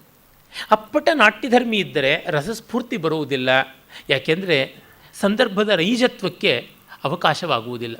ಲೋಕಧರ್ಮಿ ನಾಟ್ಯಧರ್ಮಿಗಳೆರಡನ್ನೂ ಹದವಾಗಿ ಬೆಸೆಯಬೇಕು, ಆಗ ಸಾಧ್ಯ. ಅದು ನಾಟ್ಯಶಾಸ್ತ್ರೀಯವಾದ ರಂಗಭೂಮಿಯಲ್ಲಿ ನಮಗೆ ಗೋಚರವಾಗುವಂಥದ್ದು. ಅಂದರೆ ಉದಾಹರಣೆಗೆ ಇದೇ ಸಂದರ್ಭದ ಆ ಅಲಂಕಾರಗಳನ್ನು ಇಟ್ಟುಕೊಂಡ್ರೆ, ದಶವಿಧವಾದ ಅಲಂಕಾರಗಳು ಅಂತ ಸಾಮಾನ್ಯ ಅಭಿನಯದಲ್ಲಿ ಹೇಳೋದು, ಜಡೆ ಎಳೆದದ್ದಕ್ಕೆ ನೊಂದಂತೆ ನಟಿಸಿದ್ರೂ ಸಂತೋಷ ಪಡುವಂಥದ್ದಾಗಿರುತ್ತದೆ ಅಂತ. ಇದನ್ನು ಲೋಕದಲ್ಲಿ 1 ನಿಮಿಷದಲ್ಲಿ ಅದೇನು ಜಡೆ ಎಳೆಯೋದು ಅಂತಂದರೆ 10 ನಿಮಿಷ ಎಳೆಯೋದಕ್ಕೆ ಸಾಧ್ಯವ? ತಕ್ಷಣ ನೊಂದಂತೆ ಮಾಡಿ ಹಾಗಲ್ಲ ಅಂತ ಸಂತೋಷ ಪಡುವುದು. ಆದರೆ ಇದನ್ನು ಒಂದು ನಡೆಯಿಂದ, ಒಂದು ನುಡಿಯಿಂದ, ಒಂದು ವರ್ತನೆಯಿಂದ ಮಾಡಬೇಕಾದ್ರೆ ಸ್ಟೈಲೈಸೇಷನ್ ಬೇಕಾಗುತ್ತದೆ. ಆ ಜಡೆ ಎಳೆಯೋದನ್ನು ಅವನು ತೋರ್ಪಡಿಸುವಾಗ ಇವಳು ಕೇಶಬಂಧ ಹಸ್ತವನ್ನು ಮಾಡಿರ್ತಾಳೆ, ಮತ್ತು ಅದು ಜಡೆ ನಡುವಿನವರೆಗೂ ಬರುತ್ತದೆ. ಅಂದರೆ ನಿತಂಬ ಹಸ್ತದಿಂದ ಕೇಶಬಂಧ ಹಸ್ತದವರೆಗೆ ಚಲನೆ ಬಂದಿರುವಂಥದ್ದು. ಹಾಗೆ ಎಳೆಯೋಕ್ಕೆ ಹೋದಾಗ ಇವಳು ಲಲಿತಾ ವಲಿತಾ ಅನ್ನುವಂಥ ನೃತ್ಯ ಹಸ್ತಗಳನ್ನು ಮಾಡುವ ಮೂಲಕವಾಗಿ ತನಗಾದ ನೋವಿನ ಸಂತೋಷವನ್ನು ಎರಡನ್ನು ವ್ಯಕ್ತೀಕರಣ ಮಾಡುವಂಥದ್ದು. ಈ ಥರ ಉಂಟು. ಇದು ಕಲೆಯಲ್ಲಿ ಅನುಭವಕ್ಕೆ ಬರುವಂತೆ ಮುಟ್ಟಿಸುವಲ್ಲಿ 2 ಧರ್ಮಿಗಳು ಸೇರಿ ಮಾಡುವಂಥ ಕೆಲಸ. ಆ ಕಾರಣದಿಂದ ಸಂಸ್ಕೃತ ನಾಟಕವನ್ನು ವಿಮರ್ಶೆ ಮಾಡೋದಕ್ಕೆ ಹೊರಡೋರಿಗೆ ನೃತ್ಯ, ನಾಟ್ಯ, ನಾಟ್ಯಶಾಸ್ತ್ರಾದಿಗಳ ಚೆನ್ನಾದ ಜ್ಞಾನ ಇಲ್ಲದೇ ಇದ್ದರೆ ಬಹಳ ಕಷ್ಟ ಆಗುತ್ತದೆ. ಅದೇ ರೀತಿ ನಾವು ಪಾಶ್ಚಾತ್ಯರ ಕೃತಿಗಳನ್ನು ನೋಡಿ ಮೆಚ್ಚುವಾಗಲೂ ಅದಕ್ಕೆ ಬೇಕಾದ ಸಾಂಸ್ಕೃತಿಕವಾದ ಹಿನ್ನೆಲೆ ಇಲ್ಲದೇ ಇದ್ದರೆ ಕಷ್ಟ, ವಿಶೇಷವಾಗಿ ರೂಪಕಗಳಲ್ಲಿ. ಕಾರಣ ರೂಪಕಗಳು ಆ ಸಮಾಜದ ನೇರ ಪ್ರತಿಫಲನಗಳಾಗಿರುತ್ತವೆ. ಅಭಿನಯವಾದ ಅಂಶಗಳು ಸೇರದೆ ಅವುಗಳ ವಿಮರ್ಶೆ ಪೂರ್ಣವಾಗುವುದಿಲ್ಲ ಅನ್ನೋದಕ್ಕೆ. ಆಮೇಲೆ ಅವನು ಉದ್ಯಾನದ ಕಡೆಗೆ ಹೊರಡ್ತಾನೆ. ಯಶ ಪ್ರಮದವನ ಪರಿಸರ ಆನಮ್ಯ ಪ್ರತ್ಯುಪಗತೋ ಭವಾನ್ ಆಗಂತುಕ ದಕ್ಷಿಣ ಮಾರುತೇನ ಅಂತ ವಿದೂಷಿ ಕಾಳ್ತಾನೆ. ನೀನು ಬಂದೆ ಅಂತ ತೆಂಕಣ ಗಾಳಿ, ದಕ್ಷಿಣ ವಾನಿಲ, ಮಲೆಯ ಮಾರುತ ಎದ್ದು ಬಂದು ಸ್ವಾಗತವನ್ನು ಕೋರ್ತಾ ಇದೆ ಅನ್ನುವಂತಿದೆ ಅಂತ ನೋಡಿ ಹೇಳ್ತಾನೆ. ನಿಶಿಂಚನ್ ಮಾಧವೀಂ ಲಕ್ಷ್ಮೀಂ ಲತಾಂ ಕೌಂದಿಂಚ ಲಾಸಯನ್ ಸ್ನೇಹ ದಾಕ್ಷಿಣ್ಯ ಯೋಗಾತ್ ಕಾಮೀವ ಪ್ರತಿಭಾತಿಮೆ ಅಂತ. ಆ ಇಡೀ ಉದ್ಯಾನ ಹೇಗೆ ತೋರ್ತಾ ಇದೆ ಅಂತಂದರೆ, ಅದರ ಮಲಯಾನಿಲದ ಮೂಲಕವಾಗಿ ಮಲಯಾನಿಲ ಮಾಧವಿಯ ಅಂದರೆ ಅದಿರ್ಮುತ್ತೆ ಅಂತ ಕರಿತೀವಿ, ಅತಿಮುಕ್ತ ಮಾಧವಿ ಲತೆಯ ಬಿಳಿಯ ಹೂಗಳನ್ನು ಲಾಲಿಸಿ ಕೌಂದೀಂ ಲತಾಂ ಲಾಸಯನ್, ಕೌಂದಿ ಅಂದರೆ ಕುಂದ, ಮಲ್ಲಿಗೆಯ ಬಳ್ಳಿಯನ್ನು ತೊನೆದಾಡಿಸಿ ಇಬ್ಬರು ನಾಯಕಿಯರ ಮೇಲೆ ದಾಕ್ಷಿಣ್ಯವುಳ್ಳಂಥ ದಕ್ಷಿಣ ನಾಯಕನ ಹಾಗೆ ತೋರ್ತಾ ಇದೆ ಅಂತ ತನ್ನ ಸಂದರ್ಭವನ್ನು ಹೇಳ್ತಾನೆ. ಇವನಿಗೆ ಉರ್ವಶಿ ಮತ್ತು ಔಶೀನರಿ ಇಬ್ಬರು ಉಂಟಲ್ವ ಅದಕ್ಕೆ. ಆಮೇಲೆ ಇಬ್ಬರು ಪ್ರವೇಶ ಮಾಡ್ತಾರೆ ಒಳಕ್ಕೆ. ಇಲ್ಲಿ ಏನೂ ಇರೋದಿಲ್ಲ, ಬರೀ ರಂಗಸ್ಥಳ ಮಾತ್ರ. ಆ ಮಾಧವಿ, ಆ ಕೌಂದಿ, ಈ ಥರದ ಬಳ್ಳಿಗಳನ್ನು ತಾವೇ ಅಭಿನಯಿಸಿ ತೋರಿಸಬೇಕು. ಆ ದಕ್ಷಿಣಾನಿಲ ಬೀಸುವುದನ್ನು ಅಭಿನಯ ಮಾಡಿ ತೋರಿಸಬೇಕು. ಅವನು ಅಂದ್ಕೋತಾನೆ, ವಯಸ್ಸ್ಯ ಸಾಧು ಮನಸಾ ಸಮರ್ಥಿತ ಆಪತ್ ಪ್ರತೀಕಾರ ಕಿಲ ಮಮ ಉದ್ಯಾನ ಪ್ರವೇಶ ತಚ್ಚಾನ್ಯಥೈವ ಉಪಪನ್ನಂ. ಏನೋ ಸಮಾಧಾನಕ್ಕೆ ಬಂದರೆ ಈ ಉದ್ಯಾನವೇ ಪ್ರತಿಕೂಲವಾಗ್ತಾ ಇದೆ ಅಂತ. ಇದು ಕಾಮೋದ್ದೀಪನವಾದ ಉದ್ದೀಪನ ವಿಭಾವ ಆಗಿಬಿಡ್ತು. ತೆಂಕಣ ಗಾಳಿ ಮತ್ತು ಉದ್ಯಾನದ ಪರಿಸರ, ಚಂದ್ರ, ಚಂದನ, ಕರ್ಪೂರ ಇವೆಲ್ಲ ಇನ್ನಷ್ಟು ವಿರಹವನ್ನು ಉದ್ದೀಪನ ಮಾಡುವಂಥದ್ದು ಅಂತ ತಾನೇ ನಮ್ಮ ಶೃಂಗಾರ ರಸ ಸಂಪ್ರದಾಯದ ಪ್ರಕಾರ. ವಿವಕ್ಷೋರ್ ಯದಿದಂ ನೂನಂ ಉದ್ಯಾನಂ ತಾಪಶಾಂತಯೇ ಸ್ರೋತಸೇ ಓಹ್ಯಮಾನಸ್ಯ ಪ್ರತೀಪತರಣಂ ಮಹತ್. ಇದು ಎದುರೀಜು ಹೊಡೆದಂತೆ ಆಗ್ತಾ ಇದೆ, ತುಂಬ ಕಷ್ಟ ಆಗ್ತಾ ಇದೆ ಈ ಉದ್ಯಾನದಲ್ಲಿ ಪ್ರವೇಶ ಮಾಡುವುದು ಅಂತಂತಾನೆ. ಯಾಕೆ ಅಂತಾನೆ. ಪಾಪ ಅವನಿಗೆ ಅದೂ ಗೊತ್ತಿಲ್ಲ, ಈ ಥರದ ಸಾಮಾನ್ಯ ಜ್ಞಾನವೂ ಇಲ್ಲದೇ ಇರತಕ್ಕಂಥ ಅಶಿಕ್ಷಿತ. ಇದಮಸುಲಭ ವಸ್ತು ಪ್ರಾರ್ಥನಾ ದುರ್ನಿವಾರಂ ಪ್ರಥಮಮಪಿ ಮನೋಮೇ ಪಂಚಬಾಣ ಕ್ಷಿಣೋತಿ ಕಿಮುತ ಮಲಯವಾತೋನ್ಮೂಲಿತಾ ಪಾಂಡುಪತ್ರೈ ಉಪವನ ಸಹಕಾರೈ ದರ್ಶಿತೇಶ್ವಂಕುರೇಶು. ಅಲ್ಲ, ಮೊದಲಿಗೆ ಪ್ರಾರ್ಥನಾ ದುರ್ನಿವಾರ, ಎಷ್ಟು ಬೇಡದರೂ ಸಿಗದೇ ಇರುವಂಥ ವಸ್ತು, ಅಲ್ಲಿ ಮನ್ಮಥ ಬೈಕೆಯನ್ನು ಹುಟ್ಟಿಸಿದ್ದಾನೆ. ಇನ್ನು ಮಲೆಮಾರುತ ಜೊತೆಗೆ ತನ್ನ ತರಗೆಲೆಯನ್ನೆಲ್ಲ ಉದುರಿಸಿಕೊಂಡು ಹೊಸ ಚಿಗುರೆಲೆಗಳಿಂದ ಸನ್ನದ್ಧವಾಗ್ತಾ ಇರುವ ಮಾವಿನ ಮರ, ಅದು ಕಾಮನ ಬಾಣಗಳಿಗೆ ಬತ್ತಳಿಕೆ ಇದ್ದಂತೆ. ಅರವಿಂದಮ ಅಶೋಕಂಚ ಚೂತಂಚ ನವಮಲ್ಲಿಕ ನೀಲೋತ್ಪಲಂಚ ಪಂಚೈತೆ ಪಂಚಬಾಣಸ್ಯ ಸಾಯಕಾಹ ಅಂತ ಚೂತ ಮಾವಿನ ಚಿಗುರು, ಮಾವಿನ ಹೂಗೊಂಚಲು, ಅದು ಒಂದು ಬಾಣ.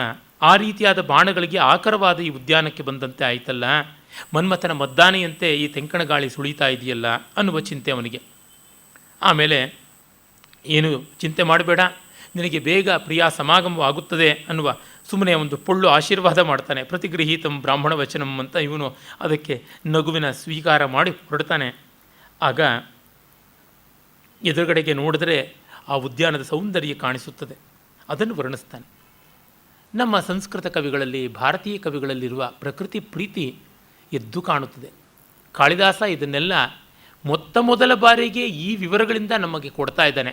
ಅವನಿಗೆ ಹಿಂದೆ ಕವಿಗಳು ಇದ್ದರೋ ಇಲ್ಲವೋ, ಸಂಸ್ಕೃತದಲ್ಲಿ ಇದ್ದಿದ್ರೂ ಅವ್ರು ಏನು ಬರೆದರೋ ಇಲ್ಲವೋ ಅವೆಲ್ಲ ನಮಗೆ ಚೆನ್ನಾಗಿ ಗೊತ್ತಾಗಿಲ್ಲ, ಕಾಲಗರ್ಭದಲ್ಲಿ ಹೋಗಿವೆ ಎಲ್ಲ. ಆದರೆ ಇವನು ಮಾತ್ರ ಅನ್ಯಾದೃಶವಾಗಿ ಇವನ್ನು ಕೊಟ್ಟಿದ್ದಾನೆ. ಅಗ್ರೇ ಸ್ತ್ರೀನಖ ಪಾಟಲಂ ಕೊರಬಕಂ ಶ್ಯಾಮಂ ದ್ವಯೋರ್ಭಾಗಯೋ ರಕ್ತಾಶೋಕಮುಪೋಢರಾಗ ಸುಭಗಂ ಭೇದೋನ್ಮುಖಂ ತಿಷ್ಠತಿ ಈಷದ್ಬದ್ಧ ರಜಃಕಣಗ್ರ ಕಪಿಶಾ ಚೂತೆ ನವಾ ಮಂಜರಿ ಮುಗ್ಧತ್ವಸ್ಯ ಚ ಯೌವನಸ್ಯ ಚ ಸಖೆ ಮಧ್ಯೆ ಮಧುಶ್ರೀ ಸ್ಥಿತ. ಈ ಥರ ಪದ್ಯ ಒಬ್ಬ ಭಾರತೀಯ ಕವಿ ಮಾತ್ರ ಬರೀಬಲ್ಲ. ಈ ಪದಪದ್ಧತಿಯ ಸೌಕುಮಾರ್ಯವನ್ನು, ಚಿತ್ರಕವಾದ ವಿವರಣೆಯನ್ನು ಸಂಸ್ಕೃತ ಕವಿ ಮಾತ್ರ ಬರೀಬಲ್ಲ, ಅಥವಾ ಆ ಸಂಸ್ಕೃತ ಸಂಸ್ಕಾರಾನುಪ್ರಾಣಿತವಾದ ಕವಿ ಮಾಡಬಲ್ಲ. ಯಾವ ಪೌರಸ್ತ್ಯ ಪಾಶ್ಚಾತ್ಯ ಪ್ರಪಂಚದ ಯಾವ ಕವಿಗಳಲ್ಲಿ ಕೂಡ ಈ ಡೀಟೇಲಿಂಗ್ ನಮಗೆ ಕಾಣಿಸುವಂಥದ್ದಲ್ಲ. ನೋಡಿ, ಕುರಬಕ ಗೊರಟಿಗೆ ಹೂವು ಹೇಗಿದೆ ಅಂತಂದರೆ ಸ್ತ್ರೀ ನಖ ಪಾಟಲಂ ಅಂತ, ಹೆಣ್ಣಿನ ಉಗುರಿನಂತೆ ಕೆಂಪಾಗಿದೆ ಅಂತ ಹೇಳ್ತಾ ಇದ್ದಾನೆ. ಆರೋಗ್ಯಕಾರಿಯಾದ ಉಗುರು ಸಹಜವಾಗಿಯೇ ಸ್ನಿಗ್ಧವಾಗಿ ರಕ್ತಮಯವಾಗಿರುತ್ತದೆ. ಉಗುರನ್ನು ನೋಡಿ ಅವರ ರಕ್ತ ಯಾವ ಮಟ್ಟಕ್ಕೆ ಇದೆ, ಯಾವ ಮಟ್ಟಕ್ಕೆ ಅವರು ಬಿಳಿಸ್ಕೊಂಡಿದ್ದಾರೆ ಅಂತ ಹೇಳ್ತಾರೆ. ಉಗುರು ಒತ್ತಿದ ತಕ್ಷಣ ಕೆಂಪಗೆ ತುಂಬಿಕೊಂಡು ಬಂದಾಗ ಒಳ್ಳೆಯ ರಕ್ತಪುಷ್ಟಿ ಉಂಟು ಅಂತ ನೋಡುವಂಥದ್ದು ಉಂಟಲ್ಲ, ಸ್ತ್ರೀನಖ ಪಾಟಲಂ ಆಗಿರುವಂಥದ್ದು ಅಂತ. ಶ್ಯಾಮಂ ದ್ವಯೋರ್ಭಾಗಯೋ ಅಂತ, ಉಭಯತ್ರ ರಸಮಯತೆ ಇದೆ. ಆ ಹೂವು ದಳದಳಗಳಲ್ಲಿಯೂ ರಸಮಯವಾಗಿ ಶುಷ್ಕವಾಗಿಲ್ಲ. ಶುಷ್ಕ ಅಂದರೆ ಈಗ ಬೋಗನ್ವಿಲ್ಲ ಎಲೆ ಅಂತೀವಲ್ಲ, ಬೋಗನ್ವಿಲ್ಲ ದಳ, ಅದನ್ನು ನಮ್ಮ ದೇಶದಲ್ಲಿ ನಾವು ಬೇರೆ ದೇಶಗಳಿಂದ ಆಯ್ಕೆ ಮಾಡಿಕೊಂಡು ತಂದು ಹಾಕಿಕೊಂಡಿದ್ದೀವಿ. ವಸ್ತುತಃ ಅದು ಮೂಲತಃ ಭಾರತೀಯವಾದದ್ದಲ್ಲ. ಅದನ್ನು ತೆಲುಗಿನಲ್ಲಿ ಪೇಪರ್ ಪೂಲು ಅಂತ ಕರೀತಾರೆ, ಬೋಗನ್ವಿಲ್ಲಾನ. ಯಾಕೆಂದರೆ ಈ ಎಲೆ ಒಣಕಲು, ಅದರ ದಳ ಒಣಕಲಾಗಿರುತ್ತೆ, ಹಾಳೆಯಿಂದ ಮಾಡಿದಂತೆ, ಕಾಗದದಿಂದ ಮಾಡಿದ ಹೂವಿನಂತೆ ಕಾಣುತ್ತದೆ. ಅದಕ್ಕೆ ಯಾವ ರಸತ್ವ ಇರೋದಿಲ್ಲ ಅಂತ. ಅದೇ ಒಂದು ದಾಸವಾಳವಾಗಲಿ, ಒಂದು ತಾವರೆಯಾಗಲಿ, ದೇ ಆರ್ ಫ್ಲೆಶಿ, ಪಲ್ಪಿ ಆಗಿರುವಂಥವು. ಹಾಗೆ ಶ್ಯಾಮ ಅನ್ನೋದಕ್ಕೆ ರಸವಂತಿಕೆ ಅಂತ, ಇನ್ನೊಂದು ಒಂದು ಸ್ವಲ್ಪ ಎಣ್ಣೆಗೆಂಪಿನ ಬಣ್ಣ ಅಂತ ಕೂಡ ಅರ್ಥ ಉಂಟು. ಪಾರ್ಶ್ವದಲ್ಲಿ ನೆರಳಿನ ಕಾರಣದಿಂದ ಮತ್ತು ಆ ಹೂವಿನ ದಳದಲ್ಲಿ ಛಾಯಾಂತರ ಬರುವ ಕಾರಣದಿಂದ ಅಂತ ಕೂಡ ನಮಗೆ ಗೊತ್ತಾಗುತ್ತದೆ. ಆಮೇಲೆ ರಕ್ತಾಶೋಕಂ ಉಪೋಢರಾಗ ಸುಲಭಂ ಸುಭಗಂ ಭೇದೋನ್ಮುಖಂ ತಿಷ್ಠತಿ. ಇನ್ನು ಅಶೋಕ ಉಪೋಢರಾಗ ಸುಭಗಂ ಅಂದರೆ ತುಂಬಿಕೊಳ್ತಾ ಇರುವಂಥ ಕೆಂಬಣ್ಣದಿಂದ, ಅನುರಾಗದಿಂದ ತುಂಬ ಸೊಗಸಾಗಿದೆ. ಭೇದೋನ್ಮುಖಂ ಅರಳುವುದಕ್ಕೆ ಸಜ್ಜಾಗ್ತಾ ಇದೆ. ಇದನ್ನು ವಸಂತದ ಆದಿ ತಾನೆ, ಹಾಗಾಗಿ ಅಶೋಕವಿನ್ನೂ ಪೂರ್ಣವಾಗಿ ಅರಳಿಲ್ಲ ಅಂತ. ಆದರೆ ಇಲ್ಲಿ ಆ ಫ್ರೇಸಸ್ ನೋಡಿ, ಉಪೋಢರಾಗ ಸುಭಗಂ ಭೇದೋನ್ಮುಖಂ ಅನ್ನುವ ಶಬ್ದಶಯ್ಯ ಗುಂಫನ ತುಂಬ ವಿಶೇಷವಾದದ್ದು. ಭಾಷೆಯ ಮೇಲೆ ಅಪಾರ ಪ್ರಭುತ್ವ ಇಲ್ಲದೇ ಇದ್ದರೆ ಮತ್ತು ಈ ಭಾಷೆ ಶತಶತಮಾನಗಳಿಂದ ಪಾಕಗೊಳ್ಳದೇ ಇದ್ದರೆ ಸುಸಂಪನ್ನರಾದಂಥವರ ವಾಗ್ವ್ಯವಹಾರದಲ್ಲಿ ಈ ಸೌಷ್ಠವ ಬರುವುದಿಲ್ಲ. ಈಷದ್ಬದ್ಧ ರಜಃ ಕಣಗ್ರ ಕಪಿಶ ಚೂತೆ ನವಾ ಮಂಜರಿ. ಮಾವಿನ ಹೂಗೊಂಚಲು ಇನ್ನೂ ಅರಳಿಲ್ಲ, ಸ್ವಲ್ಪ ಅರಳಿದೆ. ಆ ಸ್ವಲ್ಪ ಅರಳುವಿಕೆಯಿಂದಲೇ ಪರಾಗ ಧೂಳಿ ತುಂಬಿಕೊಂಡಿದೆ. ಅದಿನ್ನೂ ಅಲ್ಲಿದೆ. ಬೇಗ ಪರಾಗ ಗಾಳಿಯಲ್ಲಿ ಕಲೆತು ಹೋಗುತ್ತದೆ, ನೆಲದಲ್ಲಿ ಉದುರು ಹೋಗುತ್ತದೆ. ಅದು ಬದ್ಧ ರಜ ಕಣಗ್ರ ಕಪಿಶ. ಮತ್ತು ಹಾಗಿರೋದ್ರಿಂದ ಅದು ಒಂದು ರೀತಿಯಾದ ಬಂಗಾರ ಗೆಂಪು, ಬಂಗಾರ ಗಂದು ಬಣ್ಣದಲ್ಲಿ ಇರುವಂಥದ್ದಾಗಿದೆ ಆ ಮಾವಿನ ಹೊಸ ಮಂಜರಿ, ಹೊಸ ಪುಷ್ಪಗುಚ್ಛ. ಹೀಗೆ ನೋಡಿದಾಗ ಮುಗ್ಧತ್ವಸ್ಯ ಚ ಯೌವನಸ್ಯ ಚ ಸಖೆ ಮಧ್ಯೆ ಮಧುಶ್ರೀ ಸ್ಥಿತ. ಇನ್ನು ಬಾಲ್ಯದ ಮೌಗ್ಧ್ಯ ಮತ್ತು ಯೌವನದ ಆ ಉತ್ತಾನ ಶೃಂಗಾರ ಪ್ರೌಢಿಮೆ, ಇವುಗಳ ಮಧ್ಯದಲ್ಲಿ ವಸಂತ ಲಕ್ಷ್ಮಿಯ ಸೊಗಸೆಲ್ಲ ಅಡಕವಾದಂತೆ ಕಾಣುತ್ತದೆ. It is in its adolescence, ಪೌಗಂಡ ವಯಸ್ಸಿನಲ್ಲಿದೆ ಅದು. ಅತ್ತಗೆ ಬಾಲ್ಯವೂ ಅಲ್ಲ, ಇತ್ಲ ಯೌವನವೂ ಅಲ್ಲ, ಅದರ ಹೊಸಲಿನಲ್ಲಿದೆ. ಅಂದರೆ ಥ್ರೆಶೋಲ್ಡ್ ಆಫ್ ಯೂತ್ ಅಂತ ಕರಿತೀವಲ್ಲ ಹಾಗೆ ಅಂತ ಲೀಲಾಶುಕ ಹೇಳ್ತಾನೆ. ಆಮುಕ್ತ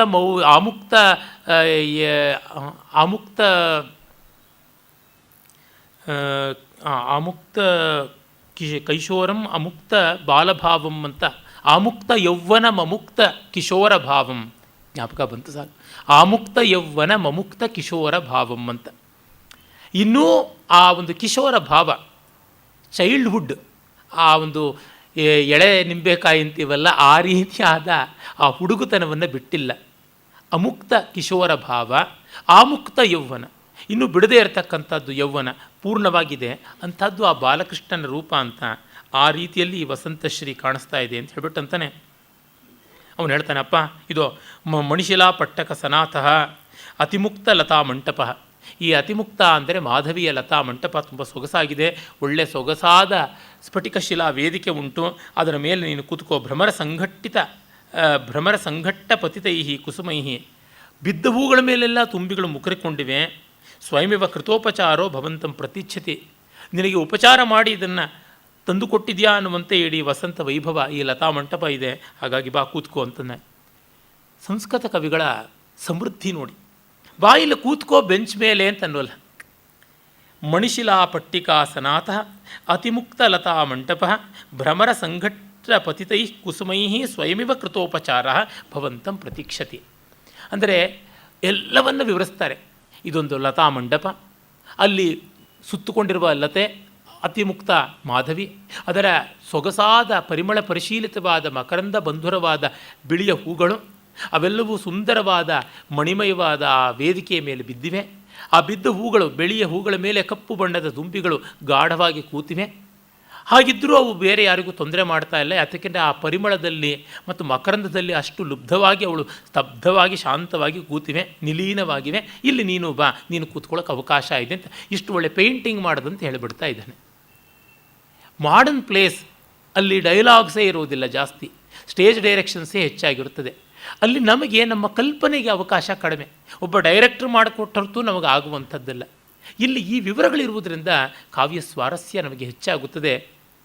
ಗಿರೀಶ್ ಕಾರ್ನಾಡ್ನ ಕವಿ ಅಂತ ಯಾರಂತಾರೋ ಗೊತ್ತಿಲ್ಲ, ಅವರಿಗೆ ಜ್ಞಾನಪೀಠ ಕೊಟ್ಟಂಥ ಪುಣ್ಯಾತ್ಮರು ಯಾರೋ ಗೊತ್ತಿಲ್ಲ. ಆದರೆ ಸಾಹಿತ್ಯ ಅಂತ ಮಾತ್ರ ಅವರ ನಾಟಕಗಳನ್ನು ನೋಡಿ ಹೇಳೋದು ಕಷ್ಟ. ಯಾಕೆಂದರೆ ಮುಕ್ಕಾಲು ಅವರ ನಟನೆಯ ಮತ್ತು ನಿರ್ದೇಶನದ ಪರಿಣತಿಯಿಂದ ತುಂಬಿಕೊಳ್ಳಬೇಕಾದದ್ದು. ಅಲ್ಲಿರುವುದು ಕೇವಲ ಅಸ್ಥಿಪಂಜರ ಮಾತ್ರ. ಆ ಅಸ್ಥಿಪಂಜರವನ್ನು ನೋಡಿ ಇದು ಮನ್ಮಥನ ಮೂರ್ತಿ ಆಗುತ್ತದೆಯೋ ಮಾರಮ್ಮನ ಮೂರ್ತಿ ಆಗುತ್ತದೆಯೋ, ಇದು ಬೇತಾಳನ ಮೂರ್ತಿ ಆಗುತ್ತದೆಯೋ ಅಥವಾ ಭಟ್ಟಿ ವಿಕ್ರಮಾರ್ಕನ ಮೂರ್ತಿ ಆಗುತ್ತೆಯೋ ಅಂತ ಗೊತ್ತಾಗೋದಿಲ್ಲ. ಒಂದು ತಲೆಬುರುಡೆ ನೋಡಿಬಿಟ್ಟು ನಮಗೆ ಹೇಳೋದು ಕಷ್ಟವಾಗುತ್ತದೆ. ಆ ಕಂಕಾಲ ಮಾತ್ರವಾದದ್ದು ಕಾರ್ನಾಡರ ಆ ಒಂದು ದೃಶ್ಯ ಕಾವ್ಯ. ಅರೆ ಕಾಳಿದಾಸ, ಶೇಕ್ಸ್ಪಿಯರ್ ಇಂಥವ್ರದ್ದು ಹಾಗಲ್ಲ, ಪ್ರತ್ಯಗ್ರ ನವೀನವಾದದ್ದು, ಪ್ರತಿಪಂಕ್ತಿ ಬಂಧುರವಾದದ್ದು. ಕಾರಣ ಇಡೀ ವಿವರಗಳನ್ನು ಅವರು ತಮ್ಮ ಮಾತಿನಿಂದ ತುಂಬಿಕೊಡ್ತಾರೆ. ನಿಮಗೆ ಬೇಡ ಅಂದರೆ ಕಿತ್ತಾಕ್ಕೊಳ್ಳಿ, ಎಡಿಟ್ ಮಾಡಿಕೊಳ್ಳಿ, ತೊಂದರೆ ಇಲ್ಲ. ನಿಮಗೆ ಬೇಕಾದ ರಂಗ ನಿರ್ದೇಶನವಷ್ಟನ್ನು ನಾವು ಕನ್ವರ್ಸೇಷನ್ನಲ್ಲೇ ಕೊಡ್ತೀವಿ ಅಂತಾರೆ. ಈ ಮಹಾಕವಿಗಳ ದಾರಿಯಲ್ಲಿ, ಈಗಿನವರ ದಾರಿಯಲ್ಲಿ ಭಾಳ ಬೇಸರವಾಗುತ್ತದೆ. ಅಲ್ಲಿ ಕೂತ್ಕೊಳ್ತಾನೆ. ಆಮೇಲೆ ಈಗ ವಿದೂಷಕ ಹೇಳ್ತಾನೆ, ಇದಾನೀಂ ಇಹ ಸುಖಾಸೀನಃ ಭವಾನ್ ಲಲಿತ ಲತಾ ವಿಲೋಭ್ಯಮಾನ ನಯನಃ ಊರ್ವಶೀ ಗತಾಂ ಉತ್ಕಂಠಾಂ ನಿವೇದಯಿತು. ಈಗ ನೀನು ಹೇಳಯ್ಯ ಊರ್ವಶಿಯ ಬಗೆಗಿನ ವಿಷಯ ಅಂತ.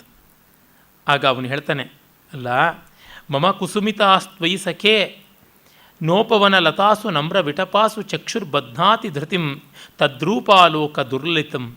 ಅವಳ ರೂಪವನ್ನು ನೋಡಬೇಕು ಅಂತ ದುರ್ಲಲಿತ ಮೊಂಡುತನ ಮಾಡಿಕೊಂಡ್ಬಿಟ್ಟಿದೆ. ತದ್ರೂಪಾಲೋಕ ದುರ್ಲಲಿತವಾಗಿದೆ, ಹಠ ಮಾಡ್ತಾ ಇದೆ, ಮೊಂಡುತನ ಮಾಡಿಕೊಂಡಿದೆ.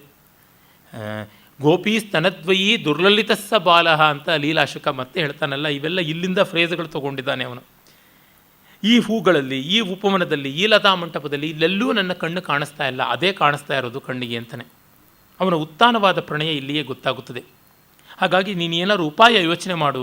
ತದುಪಾಯಶ್ಚಿಂತ್ಯತಾಂ ಯಥಾ ಸಫಲ ಪ್ರಾರ್ಥನೋ ಭವೇಯಂ ಅಂತ. ಆಗ ಅವನು ಹೇಳ್ತಾನೆ, ಅಯ್ಯೋ ನಾನೇನು ಉಪಾಯ ಮಾಡಲಿ, ಬೋ ಅಹಲ್ಯಾ ಕಾಮುಕಸ್ಯ ಮಹೇಂದ್ರಸ್ಯ ವಜ್ರಃ ಸಚಿವ ಉರ್ವಶೀ ಪರಿಯುತ್ಸಕಸ್ಯ ಚ ಭವತಃ ಅಹಂ ದ್ವಾವಪ್ಯತ್ರ ಉನ್ಮತ್ತು. ಅಹಲ್ಯೆಯಲ್ಲಿ ಅನುರಕ್ತನಾದ ಇಂದ್ರನಿಗೆ ಅವನ ವಜ್ರಾಯುಧ ಏನು ಮಾಡಬಹುದು, ಉರ್ವಶಿಯಲ್ಲಿ ಅನುರಕ್ತನಾದ ನಿನಗೆ ನಾನು ಏನು ಮಾಡ್ಬೋದು, ನೀವಿಬ್ಬರು ಹುಚ್ಚರು, ನಾವುಗಳೇನು ಮಾಡೋದು ಅಂತ. ಇದು ಪ್ರಾಕೃತದಲ್ಲಿ ವಜ್ಜೋ ಅಂತ ಬರುತ್ತದೆ, ಅದು ವೇಜ್ಜೋ ಅಂತ ಇರಬೇಕು ಅಂತ ಪಾಠಾಂತರ ಉಂಟು. ಅದು ವೇಜ್ಜೋ ಅಂತಂದರೆ ವೈದ್ಯ ಆಗಬೇಕು, ವಜ್ಜೋ ಅಂದರೆ ವಜ್ರ ಆಗಬೇಕು. ವಸ್ತುತಃ ವಜ್ರಂ ನಪುಂಸಕಲಿಂಗ ಆಗಬೇಕು, ತೊಂದರೆ ಇಲ್ಲ. ಆಯುಧ ವಿಶೇಷ ಅಂತ ಪುಲ್ಲಿಂಗಕ್ಕೂ ಇಟ್ಟುಕೊಳ್ಳಬಹುದು. ಇದನ್ನು ವೈದ್ಯ ಇರಬೇಕು ಅಂತ ಅಂದುಕೊಂಡು ಕಥಾಂತರಗಳನ್ನೆಲ್ಲ ಹೆಣೆದಿದ್ದಾರೆ ನಮ್ಮ ವಿದ್ವಾಂಸರು, ವಿಮರ್ಶಕರು. ಇಂದ್ರನಿಗೆ ಅಹಲ್ಯೆಯನ್ನು ಒಲಿಸಿಕೊಳ್ಳೋ ಸಂದರ್ಭದಲ್ಲಿ ಚಂದ್ರ ಬಂದಿದ್ದ. ಚಂದ್ರ ವೈದ್ಯಕೀಯವಾದ ಕೌಶಲಗಳನ್ನು ಒಳಗೊಂಡವನು. ಅವನು ಕಾಗೆಯ ರೂಪದಲ್ಲಿ ಬಂದಿದ್ದ. ಗೌತಮನನ್ನು ಮೊದಲೇ ಎಬ್ಬಿಸಿ ಕರ್ಕೊಂಡು ಹೋಗೋದಕ್ಕೆ ಪ್ರಭಾತ ಋತವಾಗಿ ಕಾಗೆಯಂತೆ ಕೋಳಿಯಂತೆ ಬಂದ ಅಂತ ಏನೇನೋ ಮಾಡಿಕೊಂಡು, ಅದೇನೂ ಅಲ್ಲ. ಇಂದ್ರನಿಗೆ ಅಹಲ್ಯೆಯನ್ನು ಒಲಿಸಿಕೊಳ್ಳುವ ಕಾಲದಲ್ಲಿ ವಜ್ರಾಯುಧ ಯಾವ ಪ್ರಯೋಜನಕ್ಕೂ ಹೇಗೆ ಬರೋಲ್ವೋ ಹಾಗೆ ನೀನು ಉರ್ವಶಿಯನ್ನು ಒಲಿಸಿಕೊಳ್ಳುವಾಗ ನಾನು ಏನು ಪ್ರಯೋಜನಕ್ಕೆ ಬರೋಲ್ಲ ಅಂತ ಹೇಳ್ತಾ ಇದ್ದಾನೆ. ಮತ್ತಿನ್ಯಾವುದೂ ಅಲ್ಲ. ಊಟದ ಮನೆಗೆ ಉತ್ತರೀಯವನ್ನು ತೊಗೊಂಡು ಹೋದಂತೆ. ಉತ್ತರೀಯದಿಂದ ಏನು ಲಾಭ ಊಟದ ಮನೆಗೆ? ಇನ್ಯಾರು ಬರೋದ್ರೆ ಸೀಟ್ ರಿಸರ್ವ್ ಮಾಡಿಸೋದಿಕ್ಕೆ ಅಂತ ಮಾಡ್ಬೋದು. ಅಥವಾ ಹೊಟ್ಟೆ ಊದ್ಕೊಂಡು ಹೋಗುತ್ತೆ ಅಂತಂದರೆ ಅದನ್ನು ಗಟ್ಟಿ ಕಟ್ಕೊಳ್ಳೋಕ್ಕೆ ಬಂದೀತು ಪ್ರಯೋಜನ. ಅಥವಾ ಕಟ್ಟಿಕೊಂಡ್ರೆ ಹೆಚ್ಚು ಸೇರೋಲ್ಲ ಅಂದರೆ ಅದನ್ನು ಸಡ್ಲ ಮಾಡ್ಕೊಳ್ಳೋಕ್ಕಾದೀತು. ಅದು ಬಿಟ್ಟು ಇನ್ಯಾವುದು. ಹೀಗಾಗಿ ಅಸ್ಥಾನದಲ್ಲಿ ನನ್ನ ಆಗಮನ ಅನ್ನುವಂತ ಹೇಳ್ತಾನೆ. ಅವನು ಹೇಳ್ತಾನೆ, ಮಾಮೈವಂ ಅತಿ ಸ್ನೇಹ ಖಲು ಕಾರ್ಯದರ್ಶಿ ಅಂತ. ಮುಂದೆ ಶಾಕುಂತಲದಲ್ಲಿ ಸ್ನೇಹ ಪಾಪಶಂಕಿಯಿಂದ ಕೆಲವು ಪಾಠಗಳಲ್ಲಿ ಅತಿ ಸ್ನೇಹ ಪಾಪಶಂಕಿ ಅಂತ ಉಂಟು. ಅದು ಶಕುಂತಲೆಯನ್ನು ಉಂಗುರ ಜೋಪಾನ ಅಂದಾಗ ಸಖಿಯರು ಹೇಳ್ತಾರೆ, ಉಂಗುರ ಜೋಪಾನ ಕಣೆ ಅಂತ. ಅಯ್ಯೋಯ್ಯೋ ನೀವು ಹೀಗೆ ಹೇಳೋದು ನೋಡಿದ್ರೆ ನಂಗೆ ಭಯವಾಗ್ತಾ ಇದೆ ಅಂತಂದರೆ ಯೋಚನೆ ಮಾಡಬೇಡ, ಸ್ನೇಹ ಅತಿಯಾದಂತೆ ಅದು ಕೇಡನ್ನೇ ಸದಾ ಆಲೋಚನೆ ಮಾಡುತ್ತದೆ ಅಂತ. ಇಲ್ಲಿ ಬೇರೆ ಒಂದು ಮಾತು ಕವಿ ಹೇಳ್ತಾ ಇದ್ದಾನೆ, ಅತಿ ಸ್ನೇಹ ಖಲು ಕಾರ್ಯದರ್ಶಿ.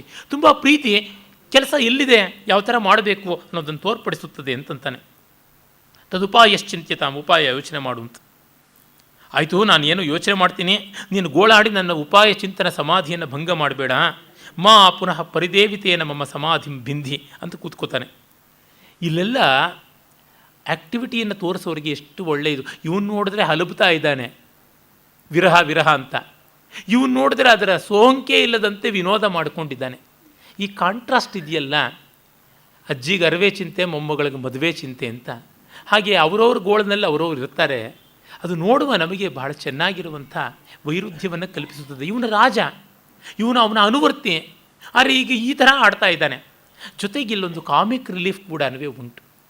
ವಿಭಿನ್ನ ರಸಗಳು, ಶೃಂಗಾರ ಹಾಸ್ಯಗಳು ಭಿನ್ನ ರಸಗಳಾದರೂ ಪರಸ್ಪರ ಪೋಷಕ ಭಾವವನ್ನು ಹೊಂದಿವೆ. ಅಷ್ಟು ಮಾತ್ರವಲ್ಲದೆ ರಾಜನ ಶೃಂಗಾರಕ್ಕೆ ಇವನ ಹಾಸ್ಯ ಆಗ ಈಗ ಬೇರೆ ಬೇರೆ ರೀತಿಯಾದ ಪುಟವನ್ನು ಕೊಡುತ್ತದೆ. ಮತ್ತು ಎಲ್ಲಕ್ಕಿಂತ ಮಿಗಿಲಾಗಿ ನಮಗೆ ರಾಜನ ಶೃಂಗಾರವನ್ನು ನೋಡೋದಕ್ಕೆ ಬೇಕಾದ ಆ್ಯಂಗಲ್ ಆಫ್ ಅಪ್ರೋಚ್ ಇದೆಯಲ್ಲ, ಅದನ್ನು ಕೊಡುತ್ತದೆ. ಇಲ್ಲಿ ಕಾಳಿದಾಸನ ಅದ್ಭುತವಾದ ಲೋಕ ನಿರೀಕ್ಷೆಯು, ಅವನ ಅತ್ಯಂತ ಉನ್ನತವಾದ ದರ್ಶನವೂ ಕಾಣಿಸುತ್ತದೆ. ಕಾಳಿದಾಸನಿಗೆ ಇವುಗಳ ಬಗ್ಗೆ ಎಲ್ಲ ಎಷ್ಟು ಸಮಾಧಾನ ಇದ್ದರೂ, ಪ್ರೀತಿ ಇದ್ದರೂ, ಸಹಾನುಭೂತಿ ಇದ್ದರೂ ಕೂಡ ಅವನ ಆದರ್ಶ ಪಾರ್ವತಿ ಪರಮೇಶ್ವರ ಆದರ್ಶವೇ. ಅವನ ಆದರ್ಶ ರಘು, ದಿಲೀಪ, ಅಜ, ರಾಮ, ಕುಶ ಇಂಥವರ ಆದರ್ಶವೇ. ಹಾಗಾಗಿ ರಾಜನಾದವನಿಗೆ ಇದರೊಳಗೆ ಹೆಚ್ಚು ಚಿತ್ತ ವಿಕ್ಷೇಪ ಇರಬಾರದು ಅಂತ ಇದ್ದರೆ ಇಂಥ ಸನ್ನಿವೇಶಗಳಾಗುತ್ತದೆ. ಅದು ಮಾಢವ್ಯ ಅಂದರೆ ವಿದೂಷಕನ ಹೆಸರು ಶಾಕುಂತಲದಲ್ಲಿ. ಅವನು 2ನೇ ಅಂಕದಲ್ಲಿ ದುಷ್ಯಂತನ ಬೈತಾನೆ, ಇದೇನೀಗ ಈ ಮುನಿಕುಮಾರಿ ನಿನಗೆ ಮನೋಹರಿಯಾಗಿಬಿಟ್ಟಿದ್ದಾಳ, ಒಳ್ಳೆ ರುಚಿಯಾದ ಖಂಡ ಖರ್ಜೂರವನ್ನು, ಸಿಹಿ ಖರ್ಜೂರವನ್ನು ತಿಂದವನಿಗೆ ತಿಂತ್ರಿಣೀ ಫಲಾಸ್ವಾದನ ಮಾಡುವಂತೆ ಹುಣಸೆಕಾಯಿ ತಿನ್ನುವಂಥ ಬೈಕೆ ಆಗಿಬಿಡ್ತಾ, ಇದು ಎಂಥದ್ದು ಅಂತಂತಾನೆ, ತಿವಿತಾನೆ. ಅಂದರೆ ಯಾವ ಮಟ್ಟಕ್ಕೆ ರಾಜನನ್ನು ಪ್ರಬೋಧಿಸಬೇಕು ಅದರ ಆಯಾಮವನ್ನೂ ಕೊಡ್ತಾನೆ. ಕೇವಲ ಒನ್ ಸೈಡೆಡ್ ಆದದ್ದಲ್ಲ, ಒನ್ ಡೈಮೆನ್ಷನ್ ಆದದ್ದಲ್ಲ ಕಾಳಿದಾಸನ ಕೃತಿಗಳು.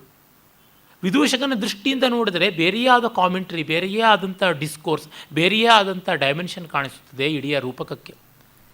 ನಾನು ಕಳೆದ ಬಾರಿಯೇ ಹೇಳಿದ್ದೆ, ಕೆ ವಿ ಸುಬ್ಬಣ್ಣನವರು ವಿದಿಶಯ ವಿದೂಷಕ ಅಂತ ಯಾವ ಒಂದು ಹೊಸ ಆಯಾಮವನ್ನು ತೋರ್ಪಡಿಸಿಕೊಡ್ತಾರೆ ಈ ಮಾಲವಿಕಾಗ್ನಿಮಿತ್ರಕ್ಕೆ ಅಂತ. ಅದೇ ಥರ ವಿಕ್ರಮೋರ್ಷಿಯಕ್ಕೂ ಅಷ್ಟೆ.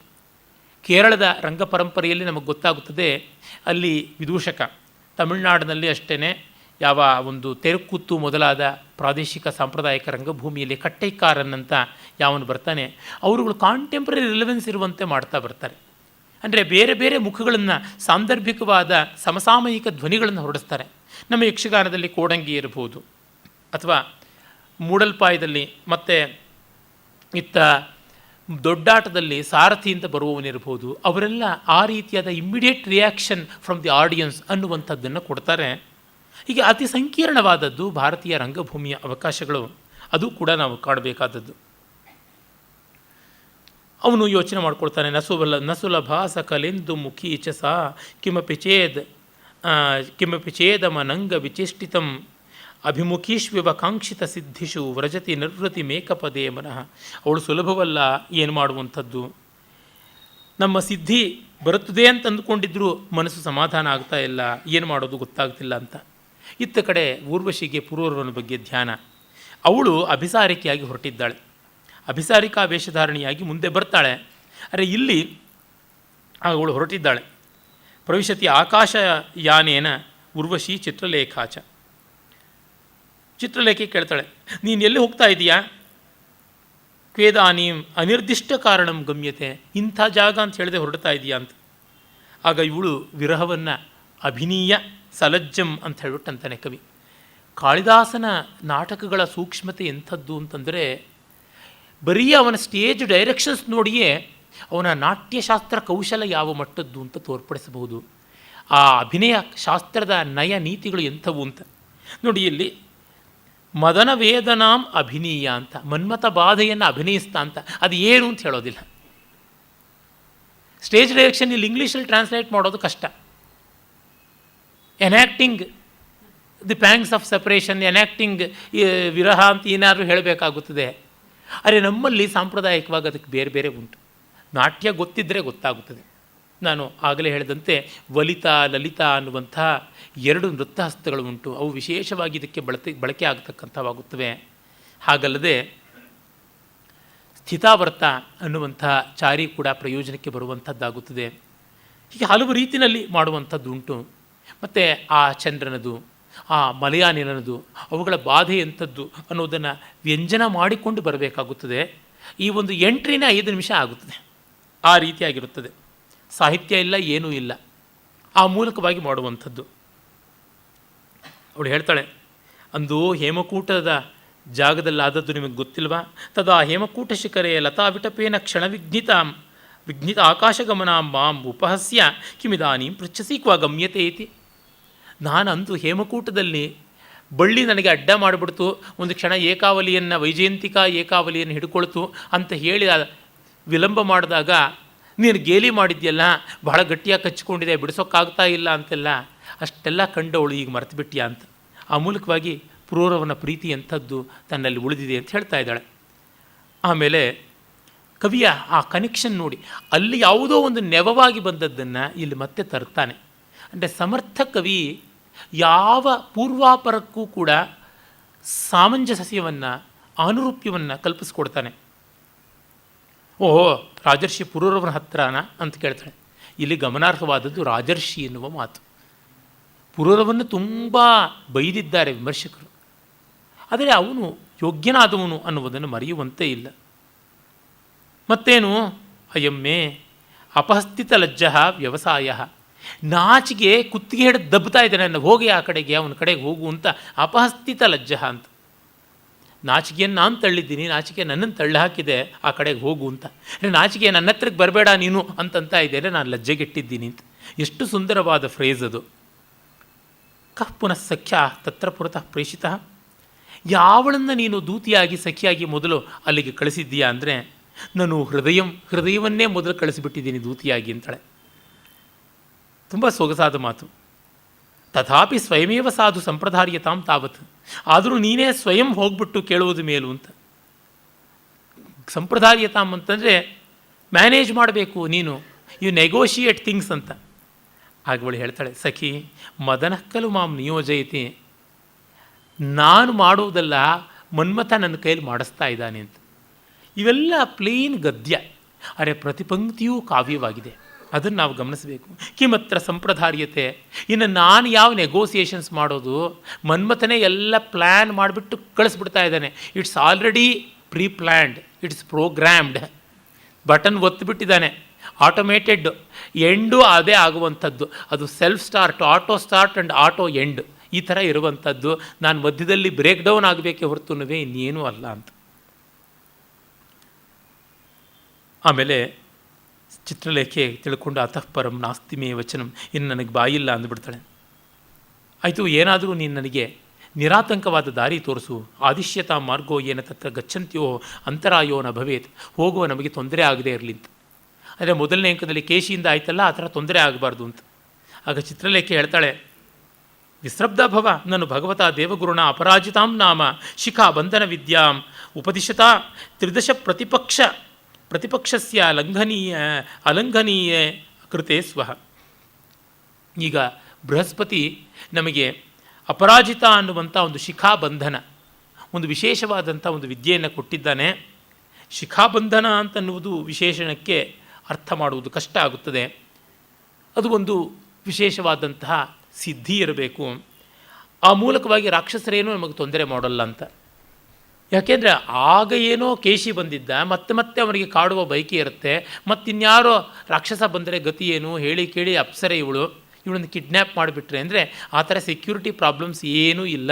ಇವರಿಗೆ ಝೆಡ್ ಆರ್ಡರ್ ಸೆಕ್ಯೂರಿಟಿ ಸಿಕ್ಕಿಬಿಟ್ಟಿದೆ ಅನ್ನೋದನ್ನು ಕವಿ ಸ್ಪಷ್ಟ ಮಾಡಬೇಕು. ಇಲ್ಲದ್ರೆ ಮತ್ತೆ ಬಂದು ಹೋಗ್ತಾ ಇರ್ತಾರೆ ಪುರೂರನ ಹತ್ರಕ್ಕೆ. ಇವೆಲ್ಲ ನಾಟಕದ ಒಳಗೆ, ಇದು ಅಲೌಕಿಕ ನಿಜ, ಅವರು ಎಲ್ಲಂದ್ರಲ್ಲಿ ಹೋಗಬಲ್ಲರು ನಿಜ. ಆದರೆ ಅದರೊಳಗಡೆ ಕವಿ ಒಂದು ಕನ್ಸ್ಟ್ರೆಂಟ್ ಹಾಕಿದ ಮೇಲೆ, ಕಲೆಯೊಳಗಡೆ ಒಂದು ನಿಯಮ ಬಂದ ಮೇಲೆ ಆ ನಿಯಮ ಪಾಲಿಸಬೇಕು. ಕವಿಗಳೇನೋ ನಿಯತಿಕೃತ ನಿಯಮರಹಿತರು, ಆದರೆ ತಾವು ಮಾಡಿಕೊಂಡ ನಿಯಮಕ್ಕೆ ಮಾತ್ರ ಬದ್ಧರೇ ಆಗಿರ್ತಾರೆ.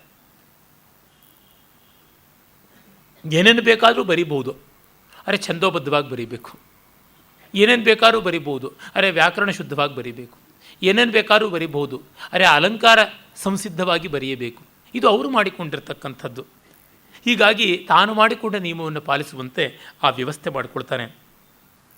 ಓ, ನಾನು ಮರೆತೇ ಬಿಟ್ಟಿದ್ದೆ ಅಂತಾಳೆ. ಅಹೋ ವಿಸ್ಮರ್ತೃಮೇ ಹೃದಯಂ, ಅಯ್ಯೋ ನನ್ನ ಹೃದಯ ಬರೀ ಮರೆಗುಳಿ. ಇವಳಿಗೆ ಅವನ ಬಗ್ಗೆನೇ ಧ್ಯಾನ. ಹಾಗಾಗಿ ಆಮೇಲೆ ಆಕಾಶದಲ್ಲಿ ಹಾರತಾ ಅವರು ಗಂಗಾ ಯಮುನಾ ಸಂಗಮವನ್ನು ನೋಡ್ತಾರೆ. ಭಾಗೀರಥ್ಯಾಹ ಯಮುನಾ ಸಂಗಮ ವಿಶೇಷ ಪಾವನೇಶು ಸಲೇಶು ಆತ್ಮಾನಂ ಅವಲೋಕಯಿತ ಇವ ಪ್ರತಿಷ್ಠಾನಸ್ಯ ಶಿಖಾಭರಣಭೂತಂ ತಸ್ಯ ರಾಜರ್ಷೇ ಭವನಂ ಉಪಸ್ಥಿತೇ ಸ್ವಃ.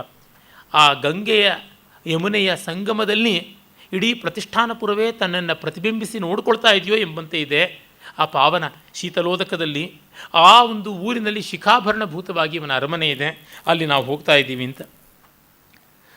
ಆಮೇಲೆ ಊರ್ವಶಿ ಹೇಳ್ತಾಳೆ, ನನು ವಕ್ತವ್ಯಂ ಸ್ಥಾನಾಂತರಗತಃ ಸ್ವರ್ಗ ಇವ. ನಿಜವಾಗೂ ಈ ಊರನ್ನು ನೋಡಿದ್ರೆ ಬೇರೊಂದು ಜಾಗದಲ್ಲಿರುವ ಸ್ವರ್ಗ ಅಂತ ಅನಿಸುತ್ತದೆ ಅಂತ. ಮೇಘದೂತದಲ್ಲಿ ಹೇಳ್ತಾನಲ್ಲ, ಸ್ವಲ್ಪೀ ಭೂತೆ ಸುಚರಿತ ಫಲೆ ಸ್ವರ್ಗಿಣಾಂ ಗಾಂ ಗತಾನಾಂ ಶೇಷೈಃ ಪುಣ್ಯೈ ಹೃತಮಿವ ದಿವಃ ಕಾಂತಿಮತ್ ಖಂಡಮೇಕಂ ಅಂತ ಪೂರ್ವಮೇಘದಲ್ಲಿ ಆ ಥರ ಹೇಳ್ತಾ ಇದ್ದಾನೆ. ಇಟ್ ಈಸ್ ಸ್ವರ್ಗ ಡಿಸ್ಪ್ಲೇಸ್ಡ್ ಅಂತ. ಆಮೇಲೆ ಎಲ್ಲಿರ್ಬೋದು ಅವನು? ಆಪನ್ನಾನುಕಂಪಿ, ಕಷ್ಟ ಬಂದವರನ್ನು ಅನುಕಂಪಿಸುವವನು ಅಂತಂದುಕೋತಾಳೆ. ಅಲ್ಲ, ಏತಸ್ಮಿನ್ ನಂದನವನೇಕ ದೇಶ ಇವ ಪ್ರಮದವನೇ ಅವತೀರ್ಯ ಜ್ಞಾಸ್ಯಾವಹ. ನಂದನವನದ ಒಂದು ತುಣುಕಿರುವಂತೆ ಬೇಂದ್ರೆಯವರು ಬಾರೋ ಸಾಧನಕೇರಿಗೆ ಅನ್ನುವ ತಮ್ಮ ಒಂದು ಗೀತದಲ್ಲಿ ನಂದನದ ತುಣುಕೊಂದು ಸಂದಿದೆ ನೋಟ ಸೇರದು ಯಾರಿಗೆ ಅಂತಾರೆ. ಬಾರೋ ಸಾಧನಕೇರಿಗೆ ಮರಳಿ ನಿನ್ನಿ ಊರಿಗೆ ಅಂತ ಅವರು ಸಾಂಗ್ಲಿಗೋ ಎಲ್ಲಿಗೋ ಹೋಗಿ ಕೆಲಸ ಮಾಡಬೇಕಾಗುತ್ತದೆ. ಮತ್ತು ಅದನ್ನು ಬಿಟ್ಟು ಧಾರವಾಡಕ್ಕೆ ಬರ್ತಾರೆ. ಬರುವಾಗ ಅವರಿಗೆ ತುಂಬ ಸಂತೋಷ, ಮತ್ತೆ ತನ್ನ ಪ್ರೀತಿಪಾತ್ರವಾದ ಜಾಗಕ್ಕೆ ಬಂದೆ ಅಂತ. ಈ ನಂದನದ ತುಣುಕು ಅಂತಿದೆಯಲ್ಲ, ಅದು ಇಲ್ಲಿ ನಂದನ ಏಕದೇಶ ಅಂತ. ಕಾಳಿದಾಸ ರಸಿಕರು ಬೇಂದ್ರೆ. ನಮ್ಮ ಕನ್ನಡದ ನವೋದಯದ ಮಹಾಕವಿಗಳೆಲ್ಲ ಕಾಳಿದಾಸ ಭಕ್ತರೇ. ವಿ ಸಿ ಅವರೇ ಶಾಕುಂತಲದ ಬಗ್ಗೆ ಪುಸ್ತಕ ಬರೆದರು. ಡಿ ವಿ ಜಿ ಅವರು ಗೀತ ಶಾಕುಂತಲ ಅಂತ ಬರೆದಿದ್ದಲ್ಲದೆ 30 ಕಾಳಿದಾಸನ ಬಗ್ಗೆ ಪ್ರೀತಿಯೇ. ಅವರು ಕಾಳಿದಾಸನ ಈ ಕಾವ್ಯ ಶಾಕುಂತಲವನ್ನು 2 ಬಾರಿ ಸ್ಟಡಿ ಸರ್ಕಲಲ್ಲಿ ಪಾಠ ಮಾಡಿದರು. ಮತ್ತು ಕುವೆಂಪು ಅವರಂತೂ ಯಥೇಷ್ಟವಾಗಿ ಕಾಳಿದಾಸನ ಉಕ್ತಿಗಳನ್ನು ಕಲ್ಪನೆಗಳನ್ನು ಬಳಸಿಕೊಂಡಿರುವುದಲ್ಲದೆ ಕಾಳಿದಾಸನ 10 ಪಂಕ್ತಿಗಳನ್ನು ತಮ್ಮ ಗ್ರಂಥಗಳಲ್ಲಿ ವಿಮರ್ಶನವನ್ನೂ ಮಾಡಿದ್ದಾರೆ. ಮತ್ತು ಬೇಂದ್ರೆ ಮೇಘದೂತವನ್ನು ಅನುವಾದ ಮಾಡಿರುವುದಂತೂ ಲೋಕಪ್ರಸಿದ್ಧವಾದದ್ದು. ಪೂತಿ ನರಸಿಂಹಾಚಾರ್ಯರು ಕಾಳಿದಾಸನ ಬಗ್ಗೆ ಲೇಖನಗಳನ್ನು ಬರೆದಿರೋದಲ್ಲದೆ ಕಾಳಿದಾಸನ ಶೈಲಿಯನ್ನು, ಆ ಭಾವವನ್ನು ಮೈದುಂಬಿಸಿಕೊಳ್ಬೇಕು ಅಂತ ಸತತ ಪ್ರಯತ್ನ ಮಾಡಿದವರು ಅಂತ ತೀನಂಶ್ರೀ ಮೊದಲಾದವರೆಲ್ಲ ಕೂಡ ಹೇಳಿದರು. ತೀನಂಶ್ರೀಯವರು ಕಾಳಿದಾಸನ ಮಹಾಭಕ್ತರು. ಅಂದರೆ ಪ್ರತಿಯೊಬ್ಬರೂ ಕೂಡ ಕನ್ನಡದ ನವೋದಯದಲ್ಲಿ ಬಂದವರು ಇವರನ್ನೆಲ್ಲ ಚೆನ್ನಾಗಿ ಓದಿಕೊಂಡಿದ್ರು. ಇದು ಕೇವಲ ಕನ್ನಡಕ್ಕೆ ಮಾತ್ರವಲ್ಲ. ನೀವು ಗುಜರಾತ್ನಲ್ಲಿ ನೋಡಿ, ಜ್ಞಾನಪೀಠ ಪ್ರಶಸ್ತಿ ಕುವೆಂಪುರ ಜೊತೆ ಶೇರ್ ಮಾಡಿಕೊಂಡು ಉಮಾಶಂಕರ ಜೋಶಿ ಅತ್ಯದ್ಭುತವಾಗಿ ಶಾಕುಂತಲವನ್ನು ಅನುವಾದ ಮಾಡಿದ್ದಾರೆ. ನಿಜವಾಗಿಯೂ ಬಸವಪ್ಪ ಶಾಸ್ತ್ರಿಗಳ ಶಾಕುಂತಲದಂತೆ ಇರುವ ಮತ್ತೊಂದು ಶಾಕುಂತಲ ಅನುವಾದವನ್ನು ದೇಶ ಭಾಷೆಗಳಲ್ಲಿ ನೋಡಬೇಕು ಅಂತಂದರೆ ನಂಗೆ ತಕ್ಷಣ ಜ್ಞಾಪಕ ಆಗೋದು ಉಮಾಶಂಕರ ಜೋಶಿಯವ್ರದ್ದು. ಉಮಾಶಂಕರ ಜೋಶಿಯವರು ಅಷ್ಟೇ, ಹಾಗೆ ಕೇರಳದ ಮಲಯಾಳದ ಅನುವಾದಗಳಲ್ಲಿಯೂ ಅಷ್ಟೇ. ಪದ್ಯಕ್ಕೆ ಪದ್ಯ, ಗದ್ಯಕ್ಕೆ ಗದ್ಯ, ಆ ಛಂದಸ್ಸಿಗೆ ಅದೇ ಛಂದಸ್ಸು. ಮರಾಠಿನಲ್ಲಿ ಕೂಡ ಹಾಗೇನೆ ಮಾಡಿದ್ದಾರೆ. ಎಲ್ಲಿ ನೋಡಿದ್ರೂ ಕಾಣುತ್ತಾ ಇದ್ದೇನೆ. ಖಾಂಡೇಕರ್ ಅಂತವರು ಮರಾಠಿಗೆ ಮೊದಲು ಜ್ಞಾನಪೀಠ ತಂದುಕೊಟ್ಟವರು ಕಾಳಿದಾಸನ ಮಹಾಭಕ್ತರಾಗಿದ್ದರು. ಅತ್ಯದ್ಭುತವಾದ ಭಕ್ತಿ ಅವರಿಗೆ ಕಾಳಿದಾಸ ಬಹುಭೂತಿ ಅಂತಂದರೆ. ತೆಲುಗಿನ ವಿಶ್ವನಾಥ ಸತ್ಯನಾರಾಯಣ ಮೊದಲಾದವರು ಅವರು ಶಾಕುಂತಲಮಯೊಕ್ಕ ಅಭಿಜ್ಞಾನತ ಅಂತ ಒಂದು ದೊಡ್ಡ ವಿಮರ್ಶನ ಪುಸ್ತಕವನ್ನು ಬರೆದರು. ಅಂದರೆ ಯಾವ ಭಾಷೆಯಲ್ಲಿ ನೋಡಿದ್ರೂ ಕೂಡ ನಮಗೆ ಕಾಣಿಸುತ್ತೆ. ಪಕ್ಕಾ ಕಮ್ಯುನಿಸ್ಟಿಕ್ ಲೀನಿಂಗ್ಸ್ ತುಂಬ ಇರತಕ್ಕಂಥ ಭಗವತ್ ಶರಣ ಉಪಾಧ್ಯಾಯರಂತೂ ಇಂಡಿಯಾ ಇನ್ ಕಾಳಿದಾಸ ಅಂತ ಔಟ್ಸ್ಟ್ಯಾಂಡಿಂಗ್ ರಿಸರ್ಚ್ ವರ್ಕ್ ಬರೆದರು. ಮತ್ತು ಕಾಳಿದಾಸನ ಬಗ್ಗೆ ಹಿಂದಿನಲ್ಲಿ ಬೇಕಾದಷ್ಟು ಬರೆದರು. ಇನ್ನು ಸರ್ವತೋಮುಖವಾದ ಪಾಂಡಿತ್ಯ ಪಡ್ಕೊಂಡಂಥ ಹಜಾರಿ ಪ್ರಸಾದ್ ದ್ವಿವೇದಿಯವರು ಕಾಳಿದಾಸಕ್ಕೆ ಲಾಲಿತ್ಯ ಯೋಜನಾ ಅಂತ ಗ್ರಂಥ ಬರೆದರು. ಆ ಒಂದು ಭಾರತದ ನವೋದಯ ಪುನರುತ್ಥಾನ ಕಾಲದ ಪ್ರತಿಯೊಬ್ಬರು, ರವೀಂದ್ರನಾಥ್ ಟ್ಯಾಗೂರು ಕಾಳಿದಾಸನ ಬಗ್ಗೆ ಕವಿತೆಗಳು ಬರೆದಿದ್ದಾರೆ, ಲೇಖನಗಳು ಬರೆದಿದ್ದಾರೆ. ಮತ್ತು ಕಾಳಿದಾಸನನ್ನು ಕುರಿತು ಭಕ್ತಿ ಆ ಮಟ್ಟದ್ದಾಗಿತ್ತು. ಪ್ರಾಯಶಃ ರವೀಂದ್ರನಾಥರಿಂದ ಶುರು ಆಯಿತು ಅಂತ ಅನಿಸುತ್ತೆ. ರವೀಂದ್ರನಾಥ್ ಟ್ಯಾಗೋರಿಂದ ಆರಂಭವಾಗಿದ್ದು. ಎಲ್ಲ ಭಾರತದ ಪುನರುತ್ಥಾನದ ಕವಿಗಳು ಕೂಡ ಕಾಳಿದಾಸನ ಬಗ್ಗೆ ಒಲವನ್ನು ಬೆಳೆಸಿಕೊಂಡ್ರು. ಈಚಿನ ಲೇಖಕರಲ್ಲಿ ಕೂಡ ಕಾಣುತ್ತೆ, ಬೇರೆ ಬೇರೆ ರೀತಿಯಲ್ಲಿ ಕಾಣುತ್ತದೆ. ಅಷ್ಟ್ಯಾಕೆ ಕಾಳಿದಾಸನ ಮೂಲದಲ್ಲಿ ಏನೂ ಓದಿಕೊಂಡಿಲ್ಲ, ಆ ಸಂಸ್ಕೃತಿಯಲ್ಲಿ ಅಂಥ ಏನೂ ಅಭಿಮಾನ ಇಲ್ಲ, ಅರಿವಂತೂ ಅಸಲೇ ಇಲ್ಲ. ವೈದೇಹಿ ಅಂತ ಲೇಖಕಿಯರು ಅವರೂ ಕೂಡ ಶಕುಂತಲೆಯ ಬಗೆಗೆ ಒಂದು ನಾಟಕ ಬರೆದಿದ್ದಾರೆ. ಯಾವುದೋ ಅಜೆಂಡಾಗಳಿಗಾದರೂ ಕಾಳಿದಾಸ ಬೈಯಬೇಕು, ಯಾವುದನ್ನು ಬೈಬೇಕಾದರೂ ಕಾಳಿದಾಸನೇ ಆಶ್ರಯಣೀಯನಾಗ್ತಾನೆ. ಈ ಮಟ್ಟಕ್ಕೆ ಪ್ರತಿಯೊಬ್ಬರನ್ನೂ ಕಾಳಿದಾಸ ಪ್ರಭಾವಿಸಿದ್ದಾನೆ. ಇದು ವಿಶೇಷ ಅಂತ ಅನಿಸುತ್ತದೆ. ಆಮೇಲೆ ಚಿತ್ರಲೇಖೆ ಹೇಳ್ತಾಳೆ, ಸಖಿ ಯೇಷ ಖಲು ಪ್ರಥಮೋದಿತ ಇವ ಚಂದ್ರ ಕೌಮುದೀಮಿವ ತ್ವಾಂ ಪ್ರತೀಕ್ಷತಿ. ಬಾಲಚಂದ್ರ ಈಗಷ್ಟೇ ಉದಯಿಸಿದಂತಹ ಚಂದ್ರ ಬೆಳದಿಂಗಳನ್ನು ಎದುರು ನೋಡುವಂತೆ ನೋಡ್ತಾ ಇದ್ದಾನೆ, ಬಾ ಅಂತ ಹೇಳ್ಬಿಟ್ಟು ಅಂತಾಳೆ. ಅಲ್ಲ ಇದಾನೀಂ ಪ್ರಥಮ ದರ್ಶನಾತ್ ಸವಿಶೇಷಂ ಪ್ರಿಯದರ್ಶನೋ ಮಹಾರಾಜ ಪ್ರತಿಭಾತಿ. ಮೊದಲ ಬಾರಿ ನೋಡಿದ್ದಕ್ಕಿಂತ ಮತ್ತೂ ಚೆನ್ನಾಗಿ ಕಾಣಿಸ್ತಾ ಇದ್ದಾನೆ ಅಂತ. ಇದು ಬಹಳ ಅರ್ಥಪೂರ್ಣವಾಗಿದೆ. ಯಾಕೆಂದರೆ ಸಾಮಾನ್ಯವಾಗಿ ನಮಗೆ ಮೊದಲ ಬಾರಿ ನೋಡಿದ್ದು ಮತ್ತೊಮ್ಮೆ ನೋಡಿದಾಗ ಆಕರ್ಷಣೆ ಸ್ವಲ್ಪ ಕಡಿಮೆ ಆಗುತ್ತೆ. First impression is the best impression, second is the better, third is good and later the other way ಅಂತ. ಆದರೆ ಇದು ಹಾಗಲ್ಲ. ಪ್ರತಿ ಬಾರಿ ಕೂಡ ಮತ್ತೆ ಮತ್ತೆ ಮತ್ತೆ ಮತ್ತೆ ದೃಷ್ಟೋಪಿ ಶೈಲಃ, ನಮ್ಮ ಮಾಘ ಹೇಳ್ತಾನಲ್ಲ, ಸಪುನರ್ ಮುರಾರೆ ಮುಹುರ್ ವಿಸ್ಮಯ ಮಾತತಾನ ಕ್ಷಣೇ ಕ್ಷಣೇ ಎನ್ನವತಾಮುಪೈತಿ ತದೇವ ರೂಪಂ ರಮಣೀಯತಾಯ ಅಂತ. ಮತ್ತೆ ಮತ್ತೆ ನೋಡಿದರೆ ಹೊಸ ಹೊಸದೆನಿಸುವುದೇ ರಮಣೀಯತೆಯ ಲಕ್ಷಣ ಅಂತ. ಇದು ನಿಚ್ಚಂಪಸ ತರ್ಣವಂಬೊಲತಿ ಗಂಭೀರಂ ಅಂತ ಪಂಪ ಹೇಳಿದಂತೆ ಇವಳಿಗೆ ಆ ರಾಜನನ್ನು ಕಂಡಾಗ ಆಗುವಂಥದ್ದು. ಪ್ರಣಯಗಳಲ್ಲಿ ಈ ಲಕ್ಷಣವೇ ಇರುವುದು, ಹಾಗಿಲ್ಲದೆ ಇದ್ದರೆ ಪ್ರೀತಿಯೇ ಅಲ್ಲ ಅದು. ಚಿತ್ರಲೇಖಿ ಗೊತ್ತು, ಜತೆ ಆಗತ್ತೆ ಹಾಗೆ ಅಂತಾಳೆ.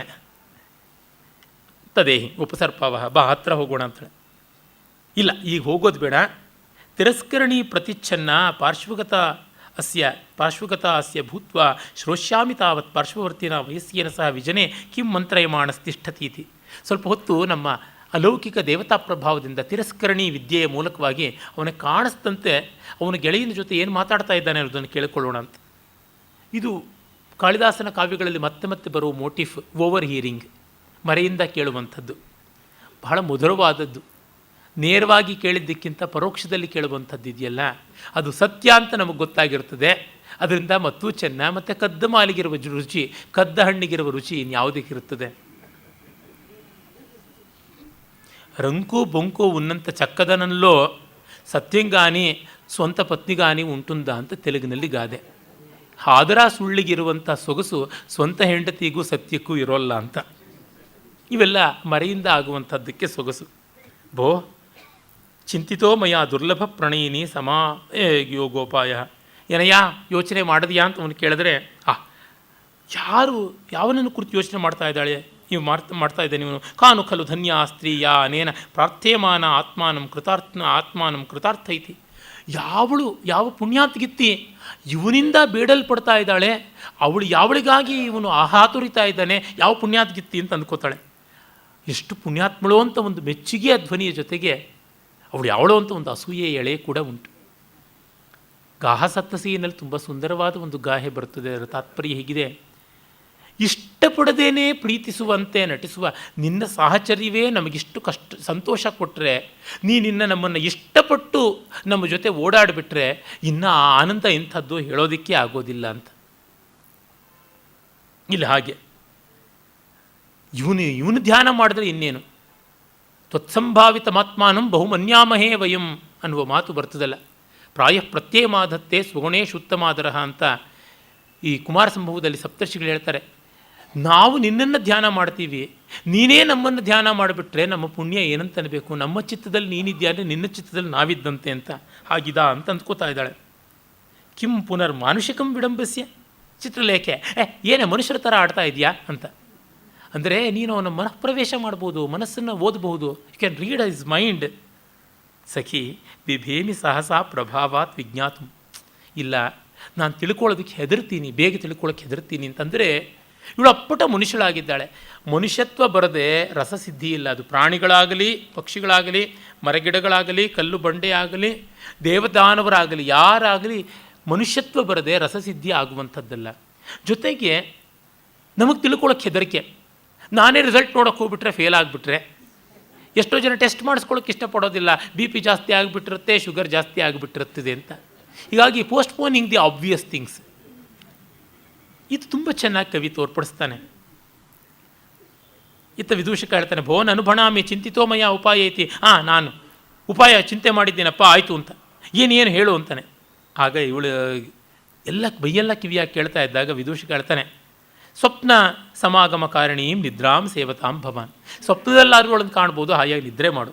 ಅಥವಾ ತತ್ರ ಭವತ್ಯ ಉರ್ವಶ್ಯ ಪ್ರತಿಕೃತಿಂ ಚಿತ್ರಫಲಕ್ಕೆ ಆಲಿಖ್ಯ ಅವಲೋಕ ಎನ್ಸ್ತಿಷ್ಠತು. ಅಥವಾ ಅವಳನ್ನು ಚಿತ್ರರೂಪವಾಗಿ ಬರೆದು ನೋಡ್ತಾ ನಿಂತುಕೊಂತ. ಉರ್ವಶಿಗೆ ಯಾರು ಇವನ ಮನಸ್ಸಲ್ಲಿರೋದು ಅಂತ ಗೊತ್ತಾಯಿತು. ಹೀನ ಸತ್ವ ಹೃದಯ ಸಮಾಶ್ವಸಿ. ಅಯ್ಯೋ ಹಾಳು ಹೃದಯವೇ, ನೆಮ್ಮದಿ ಪಡಿ ಅಂತ ರಾಜ ಹೇಳ್ತಾ ಇದ್ದಾನೆ. ಇಲ್ಲ, ಕಷ್ಟ ಹೃದಯ ಮಿಶುಭಿ ಕಾಮಸ್ಯಾಂತ ಸಶಲ್ಯಮಿದಂ ಸದಾ ಕಥಮುಪಲಭೆ ನಿದ್ರಾಂ ಸ್ವಪ್ನೆ ಸಮಾಗಮ ಕಾರಿಣೀಂ ನ ಚ ಸುವದನಾ ಮಾಲೇಖ್ಯೇಪಿ ಪ್ರಿಯಾಂ ಅಸಮಾಪ್ಯತಾಂ ಮಮ ನಯನಯೋ ಉದ್ಬಾಷ್ಪತ್ವಂ ಸಖೇನ ಭವಿಷ್ಯತಿ ಅಂತ. ಇಲ್ಲ, ಹೃದಯದಲ್ಲಿ ಕಾಮ ಬಾಣ ಬಿಟ್ಟಿದ್ದಾಗ ನಿದ್ರೆ ಹೇಗೆ ಬರುತ್ತದೆ? ನಿದ್ರೆಯಲ್ಲಿ ಅವಳನ್ನು ಹೇಗೆ ಕನಸು ಕಾಣುವುದು? ಅಥವಾ ಅವಳನ್ನು ಚಿತ್ರದಲ್ಲಾದರೂ ಬರೆಯೋಣ ಅಂತಂದರೆ ಕಣ್ಣು ದುಃಖ ಬಾಷ್ಪದಿಂದ ಮಂಜಾದಾಗ ಹೇಗೆ ಬರೆಯುವುದು ಅಂತ. ತ್ವಾಮಾಲಿಖ್ಯ ಪ್ರಣಯ ಕುಪಿತಾಂ ಅಂತ ಮೇಘದೂತದ ಉತ್ತರ ಮೇಘದಲ್ಲಿ ಸುಮಾರು 42ನೇ ಶ್ಲೋಕದಲ್ಲಿ ಅವನು ಹೇಳ್ತಾನೆ. ನಿನ್ನನ್ನು ಚಿತ್ರಗತಿಯಾಗಿ ಆದರೂ ನಾನು ಮನಶಿಲಾ ಖಂಡಗಳಿಂದ ಬರೆಯೋಣ ಅಂತಂದರೆ ಆಗೋದಿಲ್ಲ, ಕಣ್ಣು ಮಂಜಾಗಿ ಆ ರೇಖಾ ವಿನ್ಯಾಸಕ್ಕೆ ಅವಕಾಶ ಮಾಡಿಕೊಡೋದಿಲ್ಲ ಅಂತ. ಆ ವಿರಹದ ತೀವ್ರತೆ ಅಂಥದ್ದು. ಇದನ್ನೆಲ್ಲ ಕೇಳಿ ತುಂಬ ಜನ ಇದೆಲ್ಲ ತುಂಬ ಬೂಟಾಟಿಕೆ ಅಲ್ವಾ, ಆರ್ಟಿಫಿಷಿಯಲ್ ಅಲ್ವಾ ಅಂತ ಅನ್ಬೋದು. ಪ್ರಾಮಾಣಿಕವಾಗಿ ಹೇಳ್ತೀನಿ, ಇದೆಲ್ಲ ಆಗುತ್ತದೆ. ಮಕ್ಕಳು ಒಂದು ವಸ್ತುವಿಗೆ ಅಳುವಂತೆಯೇ ದೊಡ್ಡವರು, ದೊಡ್ಡ ದೊಡ್ಡ ಚಕ್ರಾಧಿಪತಿಗಳು ಗೋಗರೀತಾರೆ. ರಾವಣನಿಗಿಂತ ದೊಡ್ಡ ಎಕ್ಸಾಂಪಲ್ ಬೇಕೆ. ದಿಕ್ಪಾಲಕ ಅಷ್ಟಕವನ್ನು ನುಂಗಿ ನೊಣದಂಥವನು ಸೀತೆ ಮುಂದೆ ಕೈ ಕಟ್ಟಿಕೊಂಡು ಕೂತ್ಬಿಟ್ಟ. 20 ಕೈಗಳನ್ನು ಕಟ್ಟಿಕೊಂಡು 10 ತಲೆಗಳನ್ನು ಬಾಗಿಸಿ ಬಾಯಿ ಬಡ್ಕೊಂಡು 10 ಬಾಯಿನಲ್ಲಿ. ಇನ್ನು ಎಂತೆಂಥವ್ರು ಮಾಡಲಿಲ್ಲ. ಇದು ಆಗುತ್ತದೆ. ಬಯಕೆಗೆ ಹೆಣ್ಣೇನು ಹೊನ್ನೇನು ಮಣ್ಣೇನು ಯಾವ ರೀತಿಯಲ್ಲೂ ನಮ್ಮನ್ನು ತಗ್ಗಿಸ್ಬಿಡುತ್ತದೆ ಅಂತಂದಾಗ ಕವಿಗಳು ಇಂಥ ದರ್ಶನ ಮಾಡಿಕೊಡಬೇಕು. ಇದಕ್ಕೆ ಮೂಗು ಮುರಿಯುವಂಥವನಿದ್ದರೆ ಪಶುರ್ವಾ ಪಶುಪತಿ ಅಷ್ಟೇ, ಅವನಿನ್ನೇನೂ ಅಲ್ಲ. ಪಶುಪತಿ ಕೂಡ ಹರಸ್ತು ಕಿಂಚಿತ್ ಪರಿಲುಪ್ತ ಧೈರ್ಯ ಕಾಳಿದಾಸ ಹೇಳಿದ್ದಾನೆ. ಅದರಿಂದ ಯುಕ್ತವೇ ಆದದ್ದು. ಇದನ್ನು ಪಿಕ್ಚರಸ್ಸಾಗಿ ಚಿತ್ರಿಸುವುದು ಮಹಾಕವಿಗಳ ಭಾಗಧೇಯ. ಹಾಗೆ ವಿದೂಷಕ ಹೇಳ್ತಾನೆ, ಏತಾವದೇವ ಮೇ ಮತಿವಿಭವ. ನನ್ನ ಬುದ್ಧಿ ಇಷ್ಟೇಪ್ಪ ಓಡೋದು ಅಂತ, ನನ್ನ ಬುದ್ಧಿಯ ಸೌಭಾಗ್ಯ ಮತಿವಿಭವ ಇಷ್ಟೇ ಅಂತ. ಹಾಗಂದಾಗ ಅವನು ಅಳುವಂತೆ ಆಗುತ್ತದೆ, ಕಣ್ಣೀರು ಬರುತ್ತದೆ, ನಿದ್ರೆ ಬರೋಲ್ಲ ಅಂತಂದರೆ ಶ್ರುತಂ ತ್ವಯಾ ವಚನಂ ಕೇಳಿದೆಯೇನೆ ಅಂದರೆ ಶ್ರುತಂ ನ ಪುನಃ ಪರ್ಯಾಪ್ತಂ ಹೃದಯಸ್ಯ. ಕೇಳದೆ ಆದರೆ ಸಾಕಾಗಲಿಲ್ಲ ಮನಸ್ಸಿಗೆ ಅಂತ ಮತ್ತೆ ಮತ್ತೆ ಕೇಳಬೇಕು ಅಂತ ಅನಿಸುತ್ತದೆ. ಅವರು ಎಷ್ಟು ಬಾರಿ ಹೇಳಿ ಯಾರು ಪಾಪ, ಎಷ್ಟು ಬಾರಿ ಹಲಬ್ಯಾರು. ಇವರು ಸಿಗೋವರೆಗೂ ಹಲಬ್ತಾರೆ, ಸಿಕ್ಕ ಮೇಲೆ ಹಲಬಲ್ಲ. ವಸ್ತುಗತವಾದ ಕಾಮದ, ವಿಷಯಗತವಾದ ಕಾಮಭೋಗದ ಲಕ್ಷಣವೇ ಅದು. ಸಿಗೋವರೆಗೂ ಅದಕ್ಕಿರುವ ತಪನೆ ಸಿಕ್ಕ ಮೇಲೆ ಇರೋಲ್ಲ. ಬೇಗ ಮನಸ್ಸು ನಿರ್ವೃತ್ತಿ ಹೊಂದಿಬಿಡುತ್ತದೆ. ಅದರಿಂದ ಆತ್ಯಂತಿಕ ವಿರಹದಲ್ಲಿ ಪ್ರತ್ಯಾಶೆಯಲ್ಲಿಯೇ ಇರಬೇಕಾ. ತುಂಬ ಕಾಲ ಪ್ರತ್ಯಾಶೆಯಲ್ಲಿ ಇರೋಕ್ಕಾಗಲ್ಲ. It is very difficult to keep a thing in tension for long period. It will break. ಈ ರೀತಿ ನೋಡಿದಾಗ ಹೇಗೂ ಒದ್ದಾಟವೇ ಆಗುವಂಥದ್ದು ಅಂತ ಗೊತ್ತಾಗುತ್ತದೆ. ಆಮೇಲೆ ರಾಜ ದುಃಖ ಪಡ್ತಾನೆ. ನಿತಾಂತ ಕಠಿನಾಂ ರುಜಂ ಮಮನ ವೇದ ಸಾ ಮಾನಸಿಂ ಪ್ರಭಾವ ವಿದಿತಾನುರಾಗಂ ಅವಮನ್ಯತೆ ವಾಪಿ ಮಾಂ ಅಲಬ್ಧ ಫಲ ನೀರಸಂ ಮಮ ವಿಧಾಯ ತಸ್ಮಿನ್ ಜನೆ ಸಮಾಗಮ ಮನೋರಥಂ ಭವತು ಪಂಚಬಾಣ ಕೃತಿ. ಪೃಥ್ವಿ ಛಂದಸ್ಸನ್ನು ಮೊದಲಿಗೆ ನಾಟಕದಲ್ಲಿ ಬಳಸಿದ್ದಾನೆ. ಕಾಳಿದಾಸನಿಗೆ ಫೇವರೆಟ್ ಆದ ವಿರಳ ಪ್ರಚುರವಾದ ಛಂದಸ್ಸುಗಳಲ್ಲಿ ಇದೊಂದು. ಆದರೆ ಇದಕ್ಕಿನ್ನೂ ಯತಿಸ್ಥಾನ ಗಟ್ಟಿಯಾಗ್ತಾ ಇರಲಿಲ್ಲ. ಪ್ರಾಯಶಃ ಇದು ಕಾಳಿದಾಸನ ಒಂದು ರೂಪವೇನ, ಅವನ ಒಂದು ಪಾಕದ ರಚನೆಯ ಅಂತ ಅನಿಸುತ್ತದೆ ಛಂದಸ್ಸು. 2ನೇ ಪಾದದಲ್ಲಿ ಯತಿ ವಿಲಂಘನವಾಗಿದೆ. ಪ್ರಭಾವ ವಿದಿತಾನುರಾ ಗಮವ ಮನ್ಯತೆ ಅಂತ ಆಗುತ್ತದೆ. 8 ಅಕ್ಷರ ಆದಮೇಲೆ ಬರಬೇಕಾದ ಯತಿ 9ನೇ ಅಕ್ಷರಕ್ಕೆ ಬಂದು ನಿಂತಿದೆ ಪದಚ್ಛೇದ. ಆದರೆ ಮಿಕ್ಕಂತೆ ಸರಿಯಾಗಿದೆ. It was A transient period. ಅಲ್ಲಿ ಪೃಥ್ವಿಗೆ ಯತಿ ನಿರ್ದೇಶನ ದೃಢವಾಗ್ತಾ ಇರಲಿಲ್ಲ ಇನ್ನು ಅನಿಸುತ್ತದೆ. ನಾನು ಹಿಂದೆಯೇ ಮಾಲವಿಕ ಅಗ್ನಿಮಿತ್ರದ ಕಾಲದಲ್ಲಿ ಇದನ್ನೆಲ್ಲ ವಿವರಿಸಿ ಹೇಳಿದ್ರಿಂದ ಹಾಗೆ ಮುಂದುವರಿಬಹುದು. ಅವನಿಗೆ ಅದೇ, ಅವಳು ಕಠೋರಳಾಗಬಹುದು, ತನ್ನ ಸ್ಥಾನಮಾನ ರೂಪ ಯೌವನ ದೇವಯೋನಿತ್ವದಿಂದಾಗಿ ಹೆಮ್ಮೆ ಪಡಬಹುದು, ಮತ್ತು ಅಯ್ಯೋ ಇದು ಕಳಪೆಯಾಗಿದ್ದರಿಂದ ಮತ್ತೆ ಎಂಥದ್ದಕ್ಕೆ ಬೇಡದ್ದು ಅಂತ ಉಪೇಕ್ಷೆ ಮಾಡಬಹುದು. ಹೀಗೆಲ್ಲ ಆಗಿರೋದ್ರಿಂದ ನನಗೆ ಭಯ ಉಂಟು ಅಂತಂತಾನೆ. ಆಗ ಕೇಳಿದೆಯೇನೆ ಅಂತಂತಾಳೆ. ಅಯ್ಯೋ ಅಯ್ಯೋ ಈ ಥರ ಎಲ್ಲ ಅಂದುಕೊಂಡು ಬಿಟ್ಟಿದ್ದಾನ, ಏನು ಮಾಡೋದು. ಆಯಿತು, ಅಸಮರ್ಥಾಸ್ಮ್ಯಗ್ರತಃ ಭೂತ್ವ ಆತ್ಮಾನಂ ದರ್ಶಯಿತು. ಅವನೆದುರಿಗೆ ನನ್ನನ್ನು ನಾನು ತೋರ್ಪಡಿಸ್ಕೊಳ್ಳೋಕೆ ಇಷ್ಟ ಆಗೋಲ್ಲ. ಹಾಗಾಗಿ ತತ್ಪರಮದವನ ನಿರ್ಮಿತೇನ ಭೂರ್ಜಪತ್ರೇಣ ಲೇಖ್ಯಂ ಸಂಪಾದ್ಯ ಅಂತರ ಕ್ಷಿಪ್ತುಮಿಚ್ಛಾಮಿ. ಹಾಗಾಗಿ ಇಲ್ಲೇ ಈ ಪ್ರಮದವನದಲ್ಲಿ ಭೂರ್ಜಪತ್ರವನ್ನು ಸಂಗ್ರಹಿಸಿಕೊಂಡು ಅಲ್ಲಿಂದ ಅವನಿಗೊಂದು ಪ್ರಣಯ ಪತ್ರ ಬರೀತೀನಿ ಅಂತಂತಾಳೆ. ಇಡೀ ಸಂಸ್ಕೃತ ಸಾಹಿತ್ಯದ ಮೊದಲ ಪ್ರಣಯ ಪತ್ರ ಇದು. ರಾಮಾಯಣದಲ್ಲಿ ಕಾಣಿಸ್ಕೊಳ್ಳಲ್ಲ, ಮಹಾಭಾರತದಲ್ಲಿ ಕಾಣಿಸ್ಕೊಳ್ಳಲ್ಲ, ಅಶ್ವಘೋಷಾದಿಗಳಲ್ಲಿ ಕಾಣಿಸಿಕೊಳ್ಳಲ್ಲ, ಭಾಸಾದಿಗಳಲ್ಲಿ ಇಲ್ಲ. ಮೊದಲಿಗೆ ಕಾಣಿಸಿಕೊಳ್ಳುವಂಥದ್ದು ಕಾಳಿದಾಸನಲ್ಲಿ. ಅಂದರೆ ಕಾಳಿದಾಸ ಎಷ್ಟೆಲ್ಲದಕ್ಕೂ ಫಸ್ಟ್ ಅನ್ನುವಂಥದ್ದನ್ನು ನಾವು ನೋಡಬೇಕು. ಈ ವಿಷಯದಲ್ಲಿ ಅವನು ಎಷ್ಟು ಜನಕ್ಕೆಲ್ಲ ಉಪಜೀವ್ಯನಾದ ಅನ್ನೋದನ್ನು ಗಮನಿಸಬೇಕು. ಅಂಥ ಒಬ್ಬ ಕವಿಯನ್ನು ನೋಡಬೇಕಾದ್ರೆ ಅವನು ಮುಂದಿನ ಕಾಲ ಎಂತೆಂಥ ರೀತಿಯಲ್ಲಿ ಪ್ರಭಾವಿತವಾಯಿತು ಅಂತ ಗಮನಿಸಿ ಹೇಳಬೇಕಾಗುತ್ತದೆ. ಪೀಡಿಯ ಹರಿಕೆಲಂ ಅಂತಾರಲ್ಲ, ಇಷ್ಟು ಜನ ಹೋದ ದಾರಿನಪ್ಪ, ಅದಕ್ಕೆ ಮುಂದೆ ಇರತಕ್ಕಂಥವನು ಮಾರ್ಗದರ್ಶಿಯಾದವನು ಅಂತನ್ನುವಂತೆ ಇವನದೇ ಇನ್ನೊಂದು ಕಾವ್ಯ ಅಂದರೆ ಶಾಕುಂತಲದಲ್ಲಿ ಮತ್ತೊಂದು ಪ್ರಣಯ ಪತ್ರ ನೋಡ್ತೀವಿ. ಅಲ್ಲಿ ಶಕುಂತಲೆ ಬರೀತಾಳೆ. ಇಲ್ಲಿ ಉರ್ವಶಿ ಭೂರ್ಜಪತ್ರದಲ್ಲಿ ಬರೆದರೆ ಅಲ್ಲಿ ಕಮಲಿನಿ ಪತ್ರ ತಾವರೆ ಎಲೆಯ ಮೇಲೆ ಬರೀತಾಳೆ. ಆಮೇಲೆ ಮುಂದೆ ಬೇರೆ ಬೇರೆ ಕಡೆಗಳಲ್ಲಿ ನಾವು ನೋಡ್ತೀವಿ.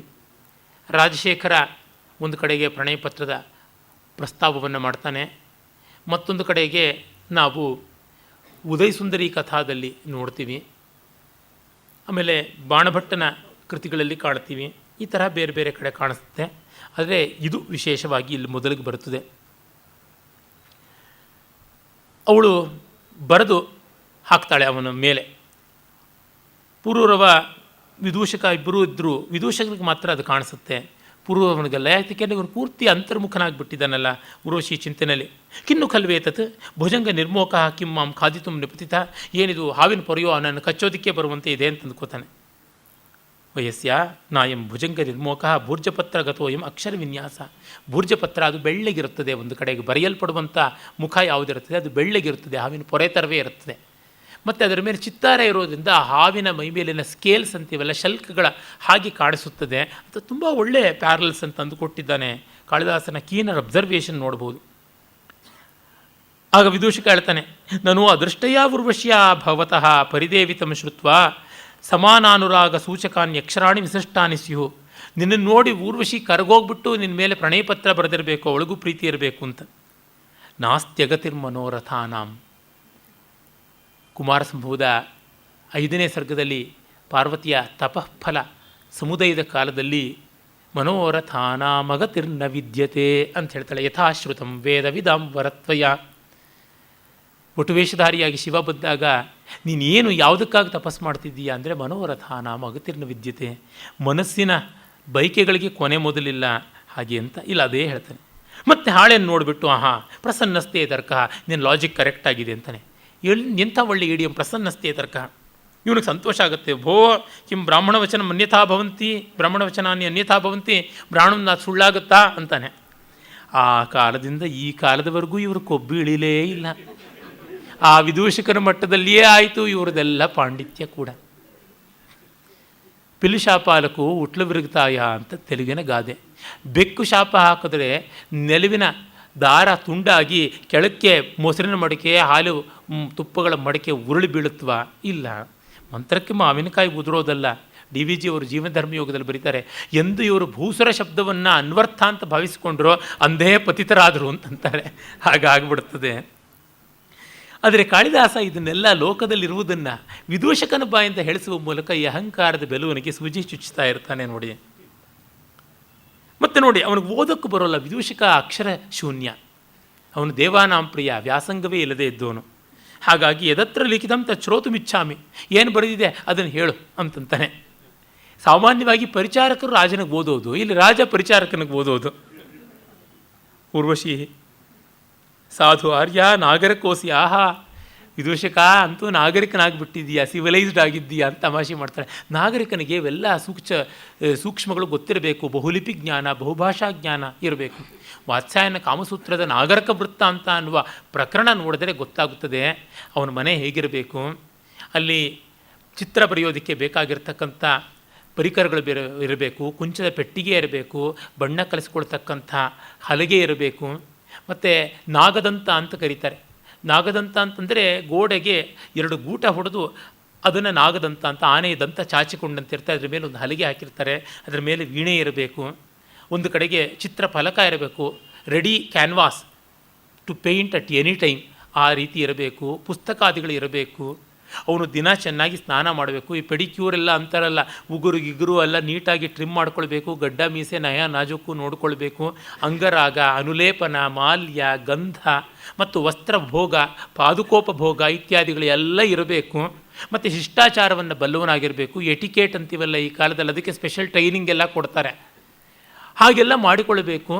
ಮತ್ತು 64 ಕಲೆಗಳಲ್ಲಿ ಅವನಿಗೆ ಕೌಶಲ ಇರಬೇಕು ಅಂತ. ಆಗ 64 ಕಲೆಗಳ ಬಗ್ಗೆ ಎಲ್ಲ ಹೇಳ್ತಾನೆ. ಅದನ್ನು ಇವಳು ಗೇಲಿಯಾಗಿ ಹೇಳ್ತಾ ಇದ್ದಾಳೆ. ಅತ್ಯಂತ ತಿರಸ್ಕೃತ ವಾಚ್ಯ ಧ್ವನಿ.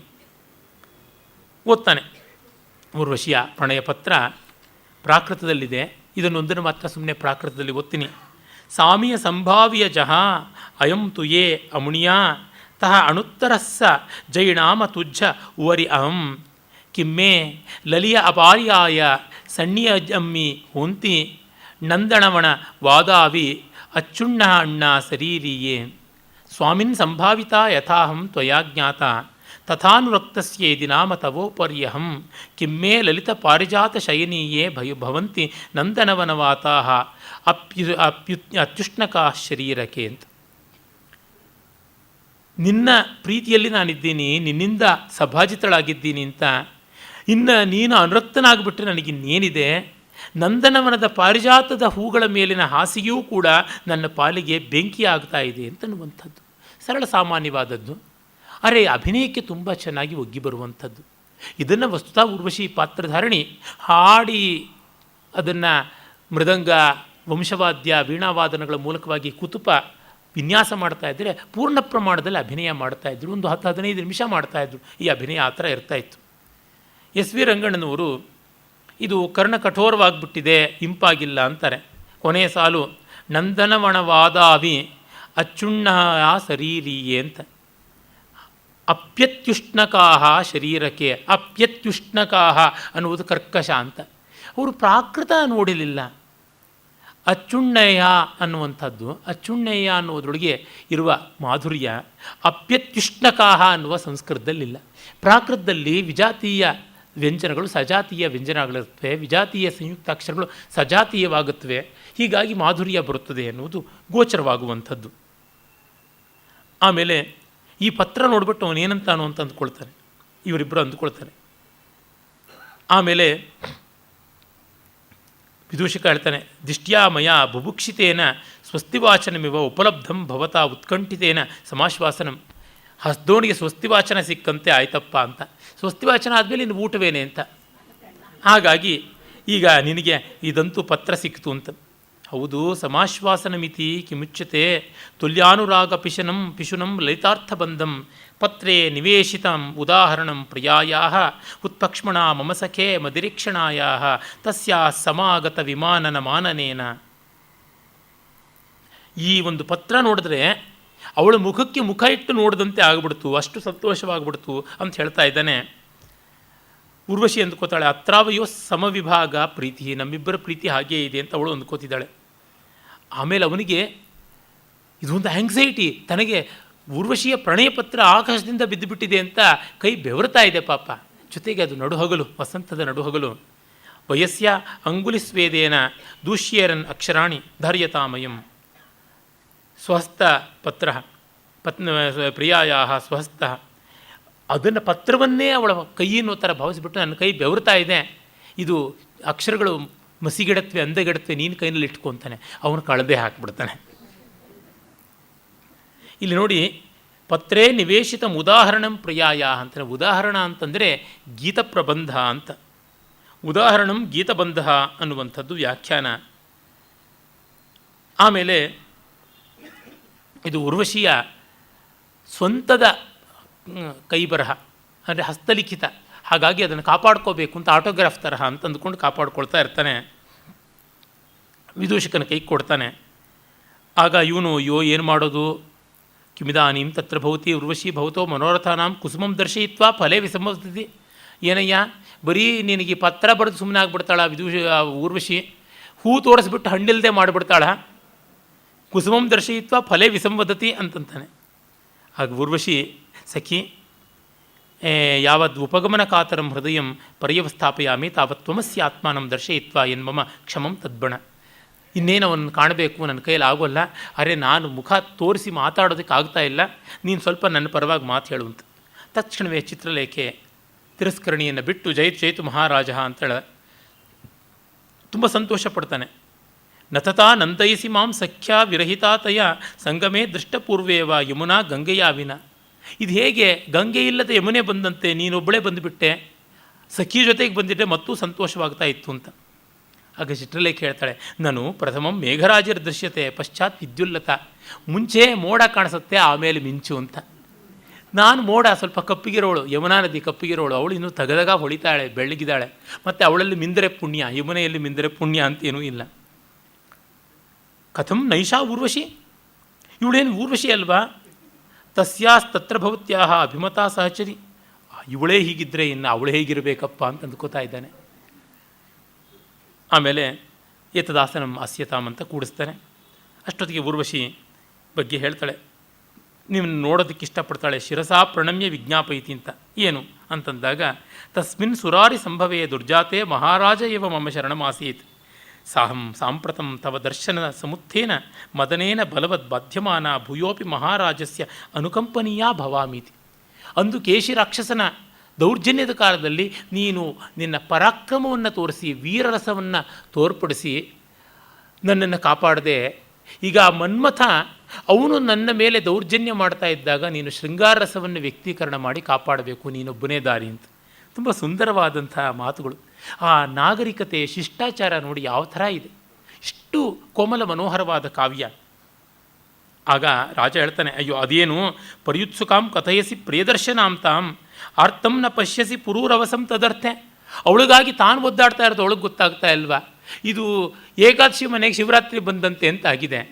ಹಾಗಾಗಿ ಸಾಧಾರಣೋಯಂ ಉಭಯೋ ಪ್ರಣಯಸ್ಮರಸ್ಯ ತಪ್ತೇನ ತಪ್ತಮಯಸ ಘಟನಾಯ ಯೋಗ್ಯಂ. ಎರಡೂ ಕಡೆ ಕಬ್ಬಣ ಕಾದಿದ್ರೆ ಒಟ್ಟು ಸೇರಿಸಿ ವೆಲ್ಡ್ ಮಾಡೋದು. ಇದನ್ನು ಹೀಟ್ ವೆಲ್ಡಿಂಗ್ ಅಂತ ಕರೀತಾರೆ, ಫೋರ್ಜ್ ವೆಲ್ಡಿಂಗ್ ಅಂತ. ಅದಕ್ಕೆ ಪ್ರತ್ಯೇಕವಾದ ವೆಲ್ಡಿಂಗ್ ಎಲೆಕ್ಟ್ರೋಡ್ ಬೇಕಾಗಿಲ್ಲ, ವೆಲ್ಡಿಂಗ್ ಫ್ಲಕ್ಸ್ ಬೇಕಾಗಿಲ್ಲ, ವೆಲ್ಡಿಂಗ್ ಗನ್ನೂ ಬೇಕಾಗಿಲ್ಲ. ಎರಡು ಕಬ್ಬಿಣದ ತುಂಡುಗಳು ರೆಡ್ ಹಾಟ್ ಅಲ್ಲ ವೈಟ್ ಹಾಟ್ ಮಟ್ಟಕ್ಕೆ, ಬೆಳ್ಗಾವಿನ ಮಟ್ಟಕ್ಕೆ ಬಂದು ಕಾದಿದ್ರೆ ಒಟ್ಟಿಗೆ ಅಡಿಗಲ್ಲಿನ ಮೇಲಿಟ್ಟು ಸ್ಲೆಡ್ಜ್ ಹ್ಯಾಮರಿಂದ 4 ಏಟು ಬಿಟ್ಟರೆ ಅಖಂಡವಾಗಿಬಿಡ್ತದೆ.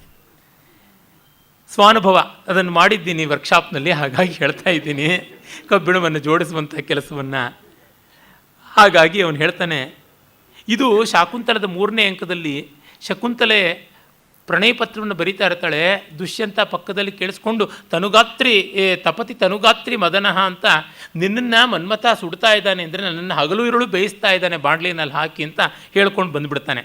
ಆ ಒಂದು ಮಾತಿಗೆ ಸಂವಾದಿಯಾಗಿ ನೋಡಬಹುದು. ಮತ್ತು ಚಿತ್ರಲೇಖೆ ಸಖಿನ ಕರೀತಾಳೆ, ತ್ವತ್ತೋಪಿ ನಿರ್ದಯತರಂ ಮದನಂ ಪ್ರೇಕ್ಷ ಪ್ರೀತಮಸ್ಯತೆ ದೂತ್ಯಸ್ಮಿ ಸಮೃತ್ತ ಅಂತ. ಊರ್ವಶಿ, ನಿನಗಿಂತ ದುಃಖ ಪಡ್ತಾ ಇರುವ ನಿನ್ನ ಪ್ರೀತಮನನ್ನು ಕಂಡು ನಾನು ಅವನ ದೂತಿಯಾಗಿ ನಿನ್ನ ಕಡೆಗೆ ಬಂದಿದ್ದೀನಿ, ಒಲಿಸಿಕೊಳ್ಳೋದಲ್ಲ, ಅವನನ್ನು ಒಲಿಯೇ, ಅವನಿಗೆ ಸಮಾಧಾನ ಕೊಡು ಅಂತ. ಅಂದರೆ ಎಷ್ಟು ತಮಾಷೆಯಾದ ಸಚಮತ್ಕಾರವಾದ ಮಾತುಗಳು ನೋಡಿ. ನಿನಗೆ ಸಖಿಯಾಗಿದ್ದವಳು ಈಗ ಅವನಿಗೆ ದೂತಿಯಾಗಿ ಆಗಿ ನಿನ್ನ ಹತ್ರ ದೌತ್ಯಕ್ಕೆ ಬರ್ತಾ ಇದ್ದೀನಿ ಅಂತ. ಅಹೋ ಲಘುತ್ವಯ ಉಜ್ಜಿತಾಸ್ಮಿ, ಏನು ಚುಡಾಯಿಸ್ತೀಯಮ್ಮ ಅಂತಂತಾಳೆ ಸಖಿ. ಇತೋ ಮುಹೂರ್ತಾದೇವ ಜ್ಞಾಸ್ಯಾಮಿ ಕಾ ಮುಜ್ಜಿಷ್ಯತೀತಿ. ಯಾರನ್ನ ಇವಾಗ ದೂರ ಮಾಡ್ಕೋತಾರೆ ನೋಡೋಣ. ಹೋಗೇ ದೂರ ಅಂತಂತೀಯಲ್ಲ, ನಿನಗೆ ನಾನು ದೂರ ಆಗಬೇಕಾ ಅಥವಾ ನಾನು ನಿನ್ನನ್ನು ದೂರ ಮಾಡಬೇಕಾ ಅಂತ.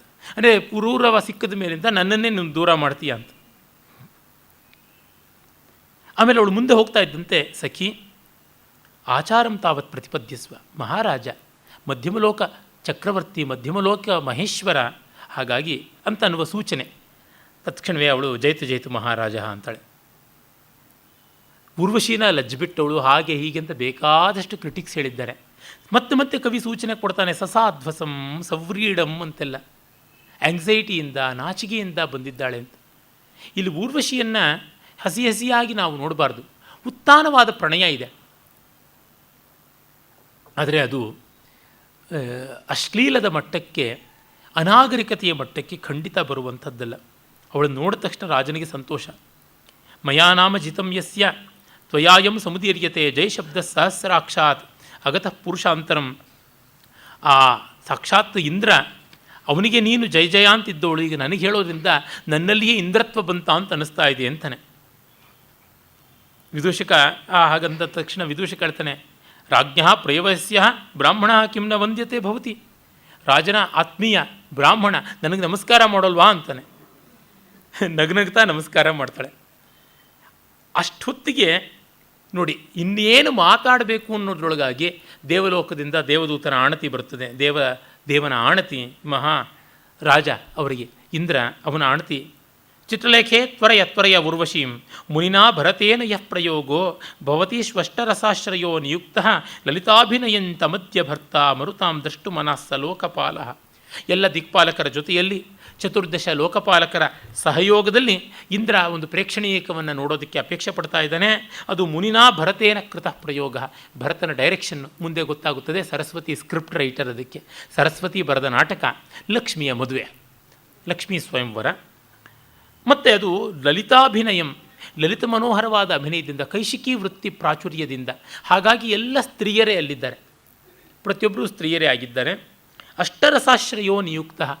ಕಾಳಿದಾಸನ ಕಾಲಕ್ಕೆ ನವರಸಗಳ ಕಾನ್ಸೆಪ್ಟ್ ಇರಲಿಲ್ಲ ಅಂತ ಬಹಳ ದೊಡ್ಡ ಆಧಾರವಾಗಿ ಇದನ್ನು ಕೊಡ್ತಾರೆ.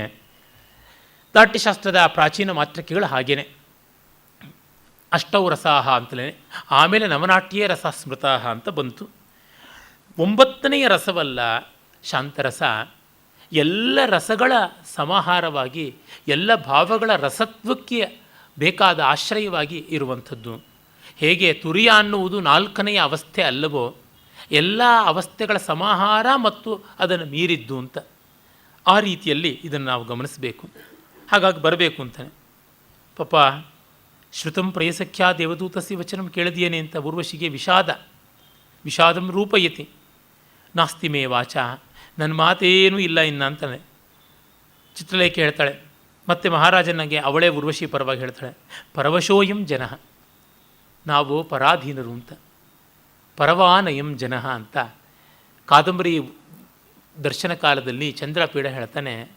ಅಂದರೆ ನಾವು ಪರಾಧೀನರು, ನಾವು ಯಾರಿಗೂ ಸಿಕ್ಕಾಕೊಳ್ಳೋರು ಅಂತ. ಅಲ್ಲಿ ಬಹಳ ಒಳ್ಳೆಯ ರೀತಿಯಲ್ಲಿ ನಾವು ಅತಿಥಿಗಳು, ಅಭ್ಯಾಗತರು ಅತಿಥಿಗಳಾಗಿದ್ದೀವಿ. ಅವನು ಅಂತೂ ಆ ಪಾಲಿಗೆ ಅತಿಥಿನೇ ಆಗಿದ್ದಾನೆ, ಅವನೇನು ಇನ್ವೈಟೆಡ್ ಆಗಿ ಬಂದಿಲ್ಲ, ಅತಿಥಿಯೇ. ಆದರೆ ಬಂದ ಆತಿಥೇಯರಿಗೆ ಪರಾಧೀನರಾಗಿ ನಾವು ಇರ್ತೀವಿ ಅಂತ. ತನ್ಮಹಾರಾಜೇನ ಅಭ್ಯನುಜ್ಞಾತ ಇಚ್ಛಾಮಿ ದೇವೇಶು ಅನಪರಾಧಂ ಆತ್ಮಾನಂ ಕರ್ತುಂ. ನೀವು ಅನುಜ್ಞೆ ಕೊಟ್ಟರೆ ನಮ್ಮ ಅಪರಾಧ ಇಲ್ಲದೆ ದೇವಲೋಕದಲ್ಲಿ ವರ್ತಿಸೋಕ್ಕಾಗುತ್ತದೆ. ಕೆಲಸ ಇಂಪಾರ್ಟೆಂಟು. ಈ ಕಾಲದ ಸಾಫ್ಟ್ವೇರ್ ಇಂಜಿನಿಯರ್ಗಳ ಥರ ಊರ್ವಶಿಯ ಕೆಲಸ. ಪಾಪ ಬೇಗ ಹೋಗಬೇಕು. ಕಥಮಪಿ ವಾಚಂ ವ್ಯವಸ್ಥಾಪ್ಯ, ಸ್ಟೇಜ್ ಡೈರೆಕ್ಷನ್, ಹೇಗೇಗೋ ಮಾತನ್ನು ಸಜ್ಜು ಮಾಡ್ಕೊಳ್ತಾ ಇದ್ದಾನೆ. ಪಾಪ ಕೈಗೆ ಬಂದು ತುತ್ತು ಬಾಯಿಗೆ ಬರಲಿಲ್ವಲ್ಲ. ನಾಸ್ಮಿ ಭವತ್ಯೋಹೋ ಈಶ್ವರ ನಿಯೋಗ ಪ್ರತ್ಯರ್ಥಿ, ನಾನು ನಿಮ್ಮಿಬ್ಬರಿಗೆ ನಿಮ್ಮ ಯಜಮಾನರ ಮಾತನ್ನು ನಡೆಸುವುದರೊಳಗೆ ಅಡ್ಡಿ ಆಗೋದಿಲ್ಲ. ಸ್ಮರ್ತವ್ಯ ತು ಅಯಂ ಜನ, ಅಯಂ ಜಿತ್ತು ಜನ ಸ್ಮರ್ತವ್ಯ. ಅರೆ ಈ ಜನವನ್ನು, ಈ ನಮ್ಮನ್ನು ನೆನಪಿನಲ್ಲಿ ಇಟ್ಕೊಳ್ಬೇಕು ಅಂತ. ಕಾಳಿದಾಸನ ಮಾತುಗಳು ತುಂಬ ಚೆನ್ನಾಗಿರುವಂಥವು. ಇವೆಲ್ಲ ಮುಂದೆ ಈಡಿಯಮ್ಸ್ ಆಗಿಬಿಡ್ತು. ಸ್ಮರ್ತವ್ಯಾವಯಮಾದರೇಣ ಭವತಾ ಯಾವತ್ ಪುನರ್ದರ್ಶನಂ. ಈ ಥರದ್ದೆಲ್ಲ ಮುಂದೆ ಕಾವ್ಯಗಳ ರಚನೆಗೆ ಬೇಕಾಗಿರುವಂಥ ಭಾಷೆಯನ್ನು ಕೊಟ್ಟ ಕವಿ ಒಂದು ದೊಡ್ಡ ಭಾಷಾ ಪರಿವಾರವನ್ನು, ಭಾಷಾ ಪ್ರಪಂಚವನ್ನು ಸೃಷ್ಟಿ ಮಾಡ್ತಾನೆ. ಅವಳು ಹೊರಡ್ತಾಳೆ. ಸಖೇ ವೈಯರ್ಥ್ಯಮಿವ ಮೇ ಚಕ್ಷುಷೋ ಸಂಪ್ರತಿ, ಕಣ್ಣಿದ್ದು ಅದು ನಿಷ್ಪ್ರಯೋಜನ ಅಂತ ಅನಿಸಿದೆ ಅಂತ.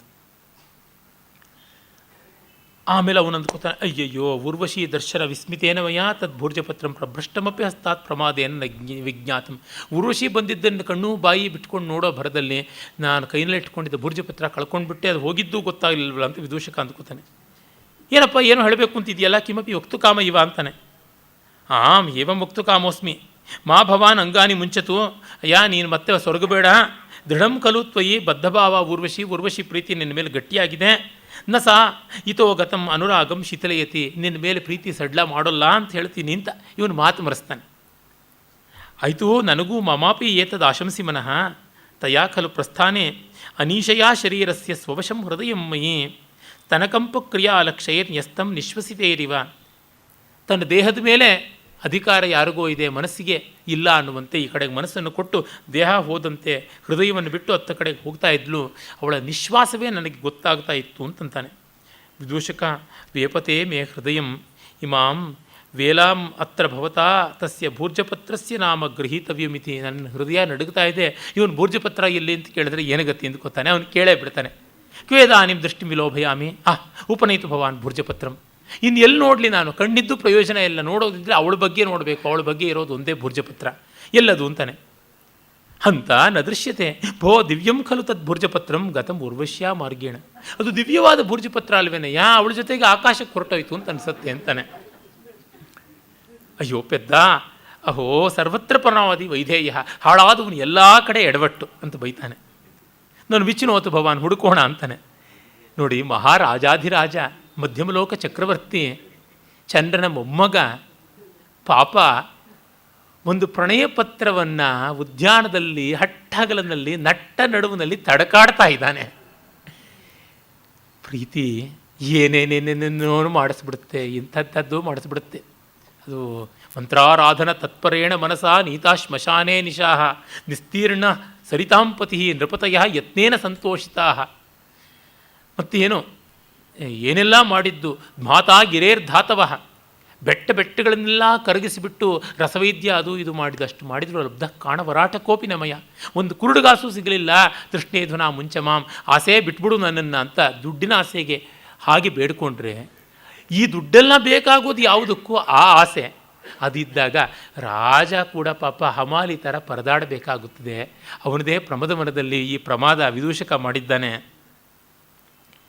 ಇದನ್ನು ಗಮನಿಸಿಕೊಂಡಾಗ ಇವನ್ನೆಲ್ಲ ಲೈಟರ್ ವರ್ಷನ್ಸ್ ಆಫ್ ಲೈಫ್ ಅಂತ ಹೇಳೋಕ್ಕಾಗೋಲ್ಲ, ಗಾಢವಾಗಿ ನೋಡಬಹುದು. ಅಷ್ಟು ಸಹೃದಯತ್ವ ಬೇಕಷ್ಟೇ. ವಿಚೇತವ್ಯಂ ನಾಟೈತಿ, ಹುಡುಕಾಡೋ ಥರ ಪರದಾಡ್ತಾ ಇದ್ದಾರೆ. ಇತ್ತ ರಾಣಿ ಮತ್ತು ಸಖಿ ಔಶೀನರಿ ನಿಪುಣಿಕೆ ಬರ್ತಾರೆ. ಅಂಜೇ ನಿಪುಣಿಕೆ ಸತ್ಯಂ ತ್ವಯಾ ಭಣಿತಂ ಇದಂ ಲತಾಗ್ರಹಂ ಪ್ರವಿಶನ್ ಆರ್ಯ ಮಾಣವಕ ಸಹಾಯ ಆರ್ಯಪುತ್ರೋ ದೃಷ್ಟ ಐತಿ. ಈ ಲತಾಮಂಟಪದ ಕಡೆಗೆ ಪ್ರವೇಶ ಮಾಡಿದ ನಿಜವೇನೆ? ಕಿ ಮನ್ಯಥಾ ಭಟ್ಟಿನಿ ಮಯ ಕದಾಪಿ ವಿಜ್ಞಾಪಿತ ಪೂರ್ವ. ಅಮ್ಮನವ್ರಿಗೆ ನಾವೇನಾದರೂ ಬೇರೆ ಥರ ಎಂದಾದರೂ ಹೇಳಿದ್ದುಂಟಾ, ಸುಳ್ಳಾಡಿದ್ದುಂಟಾ? ಆಗ ಇರಲಿ, ಲತಾ ವಿಟಪಾಂತರಿತ ಶ್ರೋಷ್ಯಾಮಿ ತಾವದಸ್ಯ ವಿಸ್ರಬ್ಧ ಮಂತ್ರಿತಾನಿ. ಇವರು ನಿಶಂಕೆಯಿಂದ ಏನು ಮಾತಾಡ್ಕೋತಾರೋ ಮರೆಯಲ್ಲಿದ್ದು ನಾನು ನೋಡ್ಕೋತೀನಿ ಅಂತ. ಈ ಔಶೀನರಿಯ ಮೇಲೆ ಕೆಲವು ವಿಮರ್ಶಕರ ಕಾರುಣ್ಯ ಪ್ರವಾಹ ಮಹಾಕೋಲಾಹಲವಾಗಿ ಹರಿದಿದೆ. ಉದಾಹರಣೆಗೆ ಎಸ್ ವಿ ರಂಗಣ್ಣನವರು. ಆದರೆ ಇವಳು ಕದ್ದು ಮಾತು ಕೇಳೋದು ಒಳ್ಳೆಯದಾ? ಊರ್ವಶಿ ಹೇಗೋ ಇವಳು ಹಾಗೇನೆ. ಇವಳು ಒಂದಷ್ಟು ವರ್ಷ ಆಗಿದೆ ಮದುವೆಯಾಗಿ, ಒಂದು ಪ್ರಬುದ್ಧತೆ ಇದೆ, ಗಾಂಭೀರ್ಯ ಒಂದಷ್ಟಿದೆ. ಆ ಕಾರಣದಿಂದಲೇ ರಾಜನಿಗೆ ಆಕರ್ಷಕಗಳು ಆಗಲೇ ಇಲ್ವೋ ಏನೋ. ಕುವೆಂಪು ಅವರು ರಾಮಾಯಣ ದರ್ಶನದಲ್ಲಿ ಬರುತ್ತಲ್ಲ, ಶೂರ್ಪಣಖಿಗೆ ಹೇಳ್ತಾರೆ, ಇವಳೆನ್ನ ಮಡದಿ ಸೀತೆ ಮೇಣ್ ಪ್ರಿಯಯುಂ ವಲಂ ಅಂತ. ಹೆಂಡತಿ ಇವಳು ಪ್ರಿಯಸಿಯೂ ಹೌದು ಅಂತ, ಪ್ರಿಯಯುಂ ವಲಂ ಅಂತ ಅದ್ಭುತವಾಗಿ ಬಳಸಿದ್ದಾರೆ ಮಾತನ್ನು. ಅದು ಅರಾಮಿತ್ರ ಅವರ ಛಂದೋಮಿತ್ರದ ಏಳೆ ಒಂದು ನೆನಪಾಗುತ್ತೆ. ಸುಂದರಿ ಸುಮಧುರೆ ಸೌಶೀಲ್ಯ ಸಂಪನ್ನೆ ಎಂದರೆ ಅವಳೇ ಪರಪತ್ನಿ ಅಂತ. ಹೀಗೆಲ್ಲ ಅಬ್ಜೆಕ್ಟಿವ್ಸ್ ಯಾರಿಗಾದರೂ ಇದ್ದರೆ ಅವಳು ಪರಪತ್ನಿ ಆಗಿರಬೇಕು ಅಂತ. ಹಾಗಲ್ಲ ಅಂತ ಇರುವರು ತುಂಬ ವಿರಳ. ಜೊತೆಗೆ ಔಶೀನರಿ ರಾಜನ ಮೇಲೆ ಒಂದು ಅಧಿಕಾರ ಚಲಾವಣೆಯ ಕೆಲಸ ಮಾಡ್ತಾಳೆ. ನನ್ನ ತುಂಬ ಆತ್ಮೀಯ ಮಿತ್ರ ಒಂದು ಮಾತನ್ನು ಹೇಳಿದ್ದ, ತುಂಬ ಅದ್ಭುತವಾದ ಮಾತು. ಅವನು ಯಾವುದೋ ವಿದೇಶಗಳಿಗೆ ಹೋಗಿದ್ದ. ಈ ಯಾವುದನ್ನು ನಾವು ಫಾರ್ ಈಸ್ಟರ್ನ್ ಕಂಟ್ರೀಸ್ ಅಂತ, ಆಗ್ನೇಷಿಯಾದ ಭಾಗಗಳು ಅಂತ, ಸೌತ್ ಈಸ್ಟ್ ಏಷ್ಯನ್ ಕಂಟ್ರೀಸ್ ಅಂತೀವಿ, ಅಲ್ಲಿಗೆ ಹೋಗಿದ್ದ. ಅಲ್ಲಿ ವೇಶ್ಯಾವೃತ್ತಿಯನ್ನು ಒಂದು ಪ್ರಧಾನ ವೃತ್ತಿಯಂತೆ ಆ ಇಡೀ ದೇಶವನ್ನೇ ಅವಲಂಬಿಸುವಂತೆ ಇರುವಂಥದ್ದು. ಆ ದೇಶದಲ್ಲಿ ವೇಶ್ಯಾವೃತ್ತಿ ಅನ್ನುವಂಥ ರೀತಿಯದಲ್ಲವರು ಯಾರೂ ಇಲ್ಲ ಅಂತ. ಅವನ ಸ್ನೇಹಿತನು ಯಾವುದೋ ಒಂದು ದೊಡ್ಡ ಬಿಸ್ನೆಸ್ ಮಾಡಬೇಕಾಗಿತ್ತು, ಹೋಗಿದ್ದಂತೆ. ಅಲ್ಲಿ ಒಬ್ಬ ಕಂಪನಿ CEO ಆಕೆ ಎಲ್ಲವನ್ನ ತೋರ್ಪಡಿಸ್ತಾ ಇದ್ಲಂತೆ. ಅವನು ಸ್ನೇಹಿತ ಹೇಳಿದಂತೆ, ಅವಳನ್ನು ವಶ ಮಾಡ್ಕೊಂಡು ಬಿಡ್ತೀನಿ ಅಂತ. ಇದು ಸಾಧ್ಯ ಇಲ್ಲ ಅಂತ ನನ್ನ ಗೆಳೆಯ ಹೇಳ್ದ. ಆದರೆ ಆ ಸಂಜೆ ಹೊತ್ತಿಗೇ ಹೇಳಬೇಕಾದದ್ದಾಯಿತು. ಗಂಧರ್ವೈಸ್ತದ ಅನುಷ್ಠಿತಂ ಅಂತಾರಲ್ಲ ಆ ಥರ. ಇವನಿಗೆ ತುಂಬ ಬೇಸರ ಆಯ್ತಂತೆ. ಈ ಥರ ಯಾರಿಗೂ ಇಲ್ಲಿ ಪಾತಿವೃತ್ಯದ ಸಾಮಾನ್ಯದ ಕಲ್ಪನೆಯೂ ಇಲ್ಲವಲ್ಲ ಅಂತೆಲ್ಲ ಬೇಸರ ಆಯಿತು. ಮತ್ತು ನನ್ನ ಸ್ನೇಹಿತ ತುಂಬ ರೊಮ್ಯಾಂಟಿಕ್ ಪ್ರವೃತ್ತಿಯಲ್ಲಿ ಭಾವುಕವಾಗಿ ಇದನ್ನೆಲ್ಲ ಯೋಚನೆ ಮಾಡುವಂಥವನ್ನೆಲ್ಲ ಭಾಳ ಗಂಭೀರವಾದ ವ್ಯಾಸಂಗಶೀಲಿ, ಪ್ರಬುದ್ಧನಾದವನು, ಪ್ರಜ್ಞಾಶಾಲಿ, ಮೇಧಾವಿ, ಪ್ರಬುದ್ಧ. ಅವನಿಗೆ ಹೀಗೆ ಈ ಥರ ಟಾಲ್ ಕ್ಲೈಮ್ಸ್ ಮಾಡುವ, ಸ್ವೀಪಿಂಗ್ ರಿಮಾರ್ಕ್ಸ್ ಮಾಡುವವನಲ್ಲ ಹಾಗನ್ನಿಸ್ತು. ಆದರೆ ಅಲ್ಲಿ ಅಂಥ CEO ಒಂದು ವೇಶ್ಯಾವೃತ್ತಿ ಥರ ವರ್ತಿಸೋದಾದರೆ ಇನ್ನು ಮಿಕ್ಕವ್ರ ಬಗ್ಗೆ, ವೇಶ್ಯೇರ ಆದವ್ರ ಬಗ್ಗೆ ಕೇಳಲೇಬೇಕಾಗಿಲ್ಲ. ಆಗ ಆ ಪಾರ್ಟಿಗಳಲ್ಲಿ ಮತ್ತೊಂದು ಕಡೆ ಎಲ್ಲರೂ ನಮ್ಮ ಸೇವೆ ಬೇಕೇ ಅಂತ ಬಂದರೆ ಇವನು ಬೇಡ ಅಂತ ಹೇಳ್ತಾ ಈ ಮಾತನ್ನು ಹೇಳಿದ್ರಂತೆ. ಹೆಂಡತಿ ಇದ್ದಾಳೆ, ಆಕೆ ಪ್ರೇಯಸಿಯೂ ಹೌದು ಅಂತಂದರೆ ಅವರುಗಳು ಕಣ್ಣಲ್ಲಿ ನೀರು ಬರೋದೊಂದು ಬಾಕಿ, ಅಷ್ಟು ಗೌರವ ಇಟ್ಕೊಂಡ್ರಂತೆ. ಆ ಎಲ್ಲ ಪ್ರವಾಸ ಆದಮೇಲೆ ಇವನು ಬಂದು ಮನೆಯಲ್ಲಿ ಹೆಂಡತಿಗೆ ಹೇಳಿದ್ನಂತೆ, ಹೀಗೆ ನಡೀತು ಅಂದರೆ ಆದಂಗೆ ಇದೆ ಬಿಡಿ ಅಂತಂದರೆ. ನನ್ನ ಸ್ನೇಹಿತ ಹೇಳ್ದ, ಇದು ವೇಶ್ಯರಿಗೆ ಹೆಂಡತಿಯ ಮೇಲೆ ತಾನಿಟ್ಟ ಪ್ರೀತಿ ಎಷ್ಟು ದೊಡ್ಡದು ಅಂತ ಅವ್ರಿಗೆ ಗೊತ್ತಾಗಿ ಕಣ್ಣೀರು ಬಂತು. ಆದರೆ ಹೆಂಡತಿಗೆ ಒಂದು ಚೂರು ಇರವೇ ಕಚ್ಚದಂಗೂ ಆಗಲಿಲ್ಲ ಅಂತ. ಬಹಳ ಗಂಭೀರವಾದ ಸಂಗತಿ ನೋಡಿ. ಅಂದರೆ ಅಷ್ಟೇ ಮಲಯೇ ಭಿಲ್ಲ ಪುರಂಧ್ರಿ ಚಂದನ ತರು ಕಷ್ಟಮಿಂಧನಂ ಕುರುತೆ ಅತಿಪರಿಚಯಾದವಜ್ಞ. ಇನ್ನೇನು ಸಂತತ ಗಮನ ಧನಾದರೋ ಭವತಿ. ಹಾಗಾಗ್ಬಿಡ್ತದೆ. ಆ ಪ್ರೀತಿಗೆ ಎಂಥ ಬೆಲೆ ಏನು ಅಂತ ಅನ್ನೋದು ಗೊತ್ತಾಗಲ್ಲ. ಔಶೀನರಿಗೆ ಒಂದು ಮಟ್ಟದಲ್ಲಿ ಇವನ ಪ್ರೀತಿ, ಇವನ ರೀತಿ ಇದೆಲ್ಲ ಸಾಕಷ್ಟು ತೃಪ್ತಿ ಕೊಟ್ಟಿದೆ. ಹಾಗಾಗಿ ಅಧಿಕಾರ ಚಲಾಯಿಸೋದು ಬಂದುಬಿಡುತ್ತೆ. ಎಂದು ಪ್ರೀತಿಯ ಮೇಲೆ ಅಧಿಕಾರ ಬರ್ತದೋ ಅಂದು ಹೋಗಿಬಿಡುತ್ತದೆ. ಯಾವಾಗ ಸಖಿಯರನ್ನು ಪೊಲೀಸ್ ಕೆಲಸಕ್ಕೆ ಕಳಿಸ್ತಾರೋ ಈ ರಾಣಿಯರು, ಆಗ ರಾಜ ಕೈಬಿಟ್ಟ ಅಂತಲೇ ಅರ್ಥ, ಹೊರಟೇ ಹೋದ ಅಂತ ಅರ್ಥ. ಇದನ್ನು ಅರ್ಥ ಮಾಡ್ಕೊಳ್ಬೇಕಲ್ವ. ಯಾರಿಗೆ ಯಾರೂ ಕೂಡ ಪೊಲೀಸಿಂಗ್ ಮಾಡುವುದಾದರೆ ಕಷ್ಟ. ಹೆಂಡತಿನ ಗಂಡ ಆಫೀಸಿಂದ ಬಂದ ತಕ್ಷಣ ನಿನ್ನ ಸೆಲ್ಫೋನಲ್ಲಿ ಮಿಸ್ಡ್ ಕಾಲ್ ಎಲ್ಲ ಏನು ಅಂತ ನೋಡ್ತೀನಿ ಅಂದರೆ she will miss him, she will become Miss, she will no more be Mrs. ಬಿಟ್ಟು ಇನ್ನೊಬ್ಬನ ಯಾರನ್ನೋ ನೋಡೋದಕ್ಕೆ ಪ್ರಯತ್ನ ಪಡ್ತಾಳೆ. ಆ ದಾಂಪತ್ಯದಲ್ಲಿ ಸೋಲುವುದು ಅಂತನ್ನುವುದು ಒಂದು ಇರಬೇಕಲ್ವ, ಆ ಮಾಧುರ್ಯ ಅನ್ನೋದನ್ನು ಉಳಿಸಿಕೊಳ್ಳಬೇಕಲ್ವ. ತುಂಬ ದೊಡ್ಡದು. ನನ್ನ ಮತ್ತೊಬ್ಬರು ಸ್ನೇಹಿತರು, ನನಗೆ ತುಂಬ ಗೌರವನೀಯರಾದಂಥವರು. ಅವರು ಬದುಕಿನ ವ್ಯವಹಾರದಲ್ಲಿ, ಕುಟುಂಬದಲ್ಲಿ, ತಮ್ಮದಾದ ಕಲೆಯಲ್ಲಿ ಎಲ್ಲದರೊಳಗೂ ಸಿದ್ಧಿ ಪಡ್ಕೊಂಡಂಥವರು. ಅವರು ಹೇಳ್ತಾ ಇರ್ತಾರೆ, ಮದುವೆಯಾಗಿ 30 ವರ್ಷ ಆಗ್ತಾ ಬಂತು, ಇಂದೂ ನಾವು ಕೊಟ್ಟುಕೊಳ್ಳುವಂಥ ಪರಿಸ್ಥಿತಿ ಎನ್ನುವಂಥದ್ದು ಇಟ್ಟುಕೊಂಡ್ರೇ ಪ್ರೀತಿ ಉಳಿಯುವುದು ಅಂತ. ಅಂದರೆ ಗಂಡ ಕೊಡುವುದಕ್ಕೆ, ಹೆಂಡತಿ ಕೊಡುವುದಕ್ಕೆ ಏನಾದರೂ ಇಟ್ಟುಕೊಳ್ಬೇಕು, ಕೊಡುವುದಕ್ಕೆ ಔದಾರ್ಯ, ಪಡ್ಕೊಳ್ಳೋದಕ್ಕೆ ನಮ್ರತೆ, ಎರಡೂ ಇಟ್ಟುಕೊಂಡು ಹೊರತು ಬದುಕೋದಕ್ಕೆ ಸಾಧ್ಯ ಇಲ್ಲ ಅಂತಂದರು. ಅದು ಇನ್ನೊಬ್ಬ ತರುಣ ಮಿತ್ರನ ಮದುವೆ ಸಂದರ್ಭದಲ್ಲಿ ನಾವಿದ್ರು ಹಿಂದೆ ಕೂತಿದ್ದಾಗ ಹೇಳಿದ್ರು, ಈ ಭಾವನೆ ಯಾರಿಗೆಲ್ವೋ, ಸ್ವೀಕಾರದ ನಮ್ರತೆ, ಪ್ರದಾನದ ಔದಾರ್ಯ ಎರಡೂ ಇರಬೇಕು ಅಂತ. ಇದು ಇಲ್ಲಿ ನಾವು ಕಾಳಿದಾಸರಿಂದ ಕಲಿಯಬೇಕಾದದ್ದು. ಅವಳು ಔಷಿನರಿ ಹಾಗೆ ಮಾಡ್ತಾಳೆ. ರಂಗಣ್ಣನವ್ರಿಗೆ ಅದು ಕಾಣಿಸಲಿಲ್ಲ. ಪಾಪ ಊರ್ವಶಿ ರಂಗಣ್ಣನವ್ರಿಗೆ ಯಾವ ಪ್ರಲೋಭನೆ ಮಾಡಿಬಿಟ್ಟು ಮನಸ್ಸನ್ನು ಗಲಿಬಿಲೆಗೊಳಿಸಿ ಡಿಸಪಾಯಿಂಟ್ ಮಾಡಿದ್ಲು ಅಂತ ಅನಿಸ್ಬಿಡುತ್ತೆ. ಅಷ್ಟು ರಚ್ಚೆ ಹಿಡಿದು ಊರ್ವಶಿನ ಪುರೂರವನ್ನ ಬೈಯೋದಿಕ್ಕೆ ತೊಗೊಂಡ್ಬಿಟ್ಟಿದ್ದಾರೆ. ನನಗೇನು ಊರ್ವಶಿ ಸೋದರ ಮಾವನ ಮಗಳಲ್ಲ, ಪುರೂರವ ಸೋದರತ್ತೆ ಮಗನಲ್ಲ. ಆದರೂ ಅನಿಸುವುದೇನೆಂದರೆ ಅವರಾಗ ನೋಡೋಣ, ನಮ್ಮ ರಾಗದ್ವೇಷಗಳು ಇಟ್ಕೊಳ್ಬೇಕಾಗಲಿಲ್ಲ. ಎಲ್ಲಿವರೆಗೂ ಅವ್ರು ಹೇಳ್ತಾರೆ ಅಂತಂದರೆ, ಪುರೂರವ ಇಷ್ಟೆಲ್ಲ ಹಲಬುತ್ತಾನೆ 4ನೇ ಅಂಕದಲ್ಲಿ ಅದನ್ನು ಕಿಂಗ್ಲಿಯರ್ನ ಜೊತೆಗೆ ಹೋಲಿಸ್ಬೋದು ಅಂತ, ಕಿಂಗ್ಲಿಯರ್ನ ದುಃಖದ ಆ ಒಂದು ಉನ್ಮತ್ತತೆಯ ಜೊತೆಗೆ ಹೋಲಿಸ್ಬೋದು ಅಂತ AR ಕೃಷ್ಣಶಾಸ್ತ್ರಿಗಳು ಸಂಸ್ಕೃತ ನಾಟಕದಲ್ಲಿ ಬರೆದಿದ್ದನ್ನು ಇಟ್ಕೊಂಡು ತುಂಬ ಕಿಂಗ್ಲಿಯರ್ನ ಕಿರುಬೆರಳಿನ ಸುತ್ತಳತೆ ಎಲ್ಲ ಪೂರ್ವ ಒಂದು ಸೊಂಟದ್ದು ಅಂತ ಯಾವ ದರ್ಜಿ ತರಹ ಆಡ್ಬಿಡ್ತಾರೆ ನಮ್ಮ SV ರಂಗಣ್ಣನವರು. ತುಂಬ ತುಟಿ ಮೀರಿದ ಮಾತುಗಳು, ಮಿಂದರಿ ಕೊಟ್ಟೆ ಅಂತ ಕರೀತಾರೆ ತಮಿಳಿನಲ್ಲಿ. ಅಂದರೆ ಗೇರು ಬೀಜ, ಅದರ ಬೀಜ ಹಣ್ಣಿಂದ ಆಚೆಗೆ ಇರುತ್ತೆ, ಆ ಥರ ನಾಲಿಗೆ ತುಟಿ ಮೀರಿದ ಮಾತಾಗ್ಬಿಡ್ತದೆ. ಅದಕ್ಕೆ CK ವೆಂಕಟರಾಮಯ್ಯನವರು ಇನ್ನೂ ಭರ್ಜರಿಯಾಗಿ ಹೇಳ್ತಾರೆ, ಇದು ವಯಸ್ಸು ವರ್ಷ ಆಗಬೇಕು. ಅಲ್ಲ, ಆ ಮುದುಕ ಅವನೇನು ಸಮಚಿತ್ತದಲ್ಲಿರ್ತಕ್ಕಂಥ ಮಹಾಕ್ಷತ್ರಿಯೋತ್ತಮನ ಕ್ಷಾತ್ರವೃತ್ತಿಯನ್ನು ಸರಿಯಾಗಿ ಅನುಸರಿಸಲಿಲ್ಲ, ತಂದೆಯಾಗಿ ಸರಿಯಾಗಿ ಬಾಳಲಿಲ್ಲ, ತನ್ನ ಮಗಳೊಬ್ಬಳು ತನ್ನನ್ನು ಕೊಂಡಾಡಲಿಲ್ಲ ಅಂತ 80 ವರ್ಷದ ಮುದುಕನಿಗೆ ಅಷ್ಟು ತೆವಲು, ಎಲ್ಲರ ಕೈನಲ್ಲೂ ಹೊಗಳಿಸ್ಕೊಳ್ಬೇಕು ಅಂತ ಜೋಲಿಸಲ್ಸ್ಕೊಂಡಿರ್ತಕ್ಕಂಥ ಮುದುಕ ಅವನು ಮಹಾ ಗೋಳಾಡ್ಬಿಟ್ಟಿದ್ದು ಬಹಳ ದೊಡ್ಡ ಕಾವ್ಯ ಆಗ್ಬಿಡ್ತು. ಪಾಪ ಪುರೂರವ ಉನ್ಮತ್ತನಾಗಿ ಪ್ರಣಯೋನ್ಮತ್ತನಾಗಿ ಆಗಿದ್ದು ತಪ್ಪಾಗ್ಬಿಡ್ತು. ಅಂದರೆ ಏನು, ಇಬ್ಬರದು ಅಷ್ಟೇ, ಇಬ್ಬರು ಒಂದೇ ಥರ, ಇಬ್ಬರು ಸೊಂಟದ ಸುತ್ತಳತೇನೋ ಅಷ್ಟೇ, ಇಬ್ಬರು ಕಿರುಬೆರಳಿನ ಸುತ್ತಳತೇನೋ ಅಷ್ಟೇ ಅಂತಾರೆ. ಇದು ನಿಜ ಅನಿಸುತ್ತೆ. ಅವನಿಗೆ ಹೇಗೆ ಸಂಕಟವೋ ಇವನಿಗೂ ಹಾಗೆ ಸಂಕಟ. ಅದನ್ನು ಹೋಲಿಸ್ಬಿಟ್ಟು ಇದು ಮೇಲು ಇದು ಕೀಳು ಅಂತ ಅನ್ನುವಂಥದ್ದೆಲ್ಲ ಇದೆಯಲ್ಲ, ಅದು ಯುಕ್ತವಾಗುವಂಥದ್ದಲ್ಲ. ಆ ಸಂದರ್ಭಕ್ಕೆ ಅವರು ಹಾಗೆ ಆಡಿದ್ದಾನೆ. ಮತ್ತು ಲಿಯರ್ನ ದುಃಖದಲ್ಲಿ ಯಾವ ಪ್ರಫೌಂಡಿಟಿಯನ್ನು ನಮಗೇನು ಕಾಣಿಸೋಲ್ಲ. ಅವನು ನೊಂದಿದ್ದಾನೆ. ನಾವು ಅದನ್ನು ಸಾಧಾರಣೀಕರಣ ಮಾಡಿಕೊಂಡ್ರೆ ನಮಗೆ ಗೊತ್ತಾಗುತ್ತದೆ. ಹಾಗೆ ಪೂರ್ವವೊಂದು ಕೂಡ ನಾವು ಸಾಧಾರಣೀಕರಣ ಮಾಡಿಕೊಂಡ್ರೆ ಗೊತ್ತಾಗುತ್ತೆ. ರಸಸ್ಥಿತಿಯಲ್ಲಿ ಎರಡಕ್ಕೂ ದೊಡ್ಡತನ ಇದೆ, ಪಾತ್ರಸ್ಥಿತಿಯಲ್ಲಿ ಎರಡರೊಳಗೂ ಅಸಹಾಯಕತೆ, ಉನ್ಮಾದ ಇದೆ. ಭಾವದಲ್ಲಿ ನಮಗೆ ನೈಚ್ಯ ಕಾಣಿಸಬಹುದು, ರಸದಲ್ಲಿ ಇಲ್ಲವಲ್ಲ, ಇದನ್ನು ಕಾಣಬೇಕು. ಹೀಗಾಗಿ ಔಷಿನರಿಯ ಈ ಸಣ್ಣ ಪೊಲೀಸಿಂಗ್ ಅವಳ ಕುಟುಂಬಕ್ಕೆ ಸಾಮರಸ್ಯ ತಂದು ಕೊಡಲಿಲ್ಲ. ಹಾಗಂತ ಪುರೂರವ ಮಾಡಿದ್ದೆಲ್ಲ ಸರಿ ಅಂತಲ್ಲ, ಅನುಭವಿಸ್ತಾನೆ, ಬಿಡೋದಿಲ್ಲ ಕಾಳಿದಾಸ, ಅದನ್ನು ತೋರ್ಪಡಿಸ್ತಾನೆ. ಇದೇ ಊರ್ವಶಿ ಅವನಿಗೆ ಮುಖ ತಿರುಗಿಸ್ಕೊಂಡು ಜಡೆಯಿಂದ ಬಡ್ಕೊಂಡು ಹೋಗುವಂಥದ್ದನ್ನು ನೋಡ್ತೀವಿ, ಆಗ ಗೊತ್ತಾಗುತ್ತದೆ. ಹೀಗಾಗಿ ಆ ರಾಣಿ ಮತ್ತು ಸಖಿಯರಿಬ್ಬರೂ ಕೂಡ ಇತ್ತ ಕಡೆಗೆ ಹೋಗ್ತಾರೆ. ಆ ಒಂದು ಲತಾ ಮಂಟಪದ ಕಡೆಗೆ ಬಂದು ಓವರ್ ಹಿಯರಿಂಗ್ ಮಾಡೋದಕ್ಕೆ ನೋಡ್ತಾರೆ. ಅವರ ಕೈಗೆ ಈ ಪತ್ರ ಸಿಗುತ್ತದೆ. ಸಖಿ ಕಡೆಗೆ ತಿರುಗಿ ನೋಡಿ ಹೇಳ್ತಾಳೆ, ಹಂಜೇ ನಿಪುಣಿಕೆ ಖಿನ್ನು ಕಲ್ವೇತ ಜೀರ್ಣ ಚೀವರಮಿವ ಇತೋ ಮುಖಂ ದಕ್ಷಿಣ ಮಾರುತೇನ ಆನೀಯತೆ. ಮಲಯಾನಿಲ್ಲ, ಇದು ಏನೇ ಹರಕು ಬಟ್ಟೆ ಥರ ಯಾವುದನ್ನು ತರ್ತಾ ಇದೆಯಲ್ಲ ಅಂತ. ಭಟ್ಟಿನಿ ಪರಿವರ್ತನ ವಿಭಾವಿತ ಅಕ್ಷರಂ ಭೂರ್ಜಪತ್ರಂ ಕಲ್ವೇತತ್. ಹಾಗೆ ಹೀಗೆ ಗಾಳಿಯಲ್ಲಿ ಪರಿವರ್ತಿತ ಆಗ್ತಾ ಇರೋದ್ರಿಂದ, ಹೊರಳ್ತಾ ಇರೋದ್ರಿಂದ ಏನೋ ಅಕ್ಷರ ಇದೆ ಅಂತ ಗೊತ್ತಾಗ್ತಾ ಇದೆ, ಓದೋಕ್ಕಾಗ್ತಾ ಇಲ್ಲ. ಅವಳು ನೋಡಿ ಸಖಿಗೆ ಎಷ್ಟು ಓದೋದೆಲ್ಲ ಬರ್ತದೆ, ಅವಳು ಜಾಣೆ. ಹಾಗಾಗಿ ಇದು ಯಾವುದೋ ಒಂದು ಪತ್ರ ಅಂತ ಅನಿಸುತ್ತದೆ ಅಂತ ಹಿಡ್ಕೋತಾಳೆ. ನಾನು ವಾಚ್ಯತಾಮೇತತ್ ನೋಡಿ ಅಂತ ಕೊಡ್ತಾಳೆ. ಇವಳಿಗೆ ಓದಕ್ಕೆ ಬಂದರೂ ರಾಣಿ ಓದಬೇಕು ಅಂತ. ಅರೆ ರಾಣಿ ನೋಡಿ, ಅನುವಾಚಯ ತಾವದೇತತ್, ನೀನೇ ಓದು. ಯದ್ಯವಿರುದ್ಧಂ ತತ್ ಶ್ರೋಷ್ಯಾಮಿ. ಅದು ಕೇಳಬಾರ್ದಾಗಿದ್ದೇ ಇದ್ದರೆ ನಾನು ಕೇಳ್ತೀನಿ ಅಂತಾಳೆ. ಅಂದರೆ ಯಾವುದೋ ಪ್ರೈವೇಟ್ ಪತ್ರ ಆಗಿದ್ದರೆ ಅಂತ ನಾನು ಕೇಳಬಾರ್ದು ಅಂತ. ರಾಣಿಯ ಸಂಸ್ಕಾರ ಆ ಥರದ್ದು ಚೆನ್ನಾಗಿದೆ.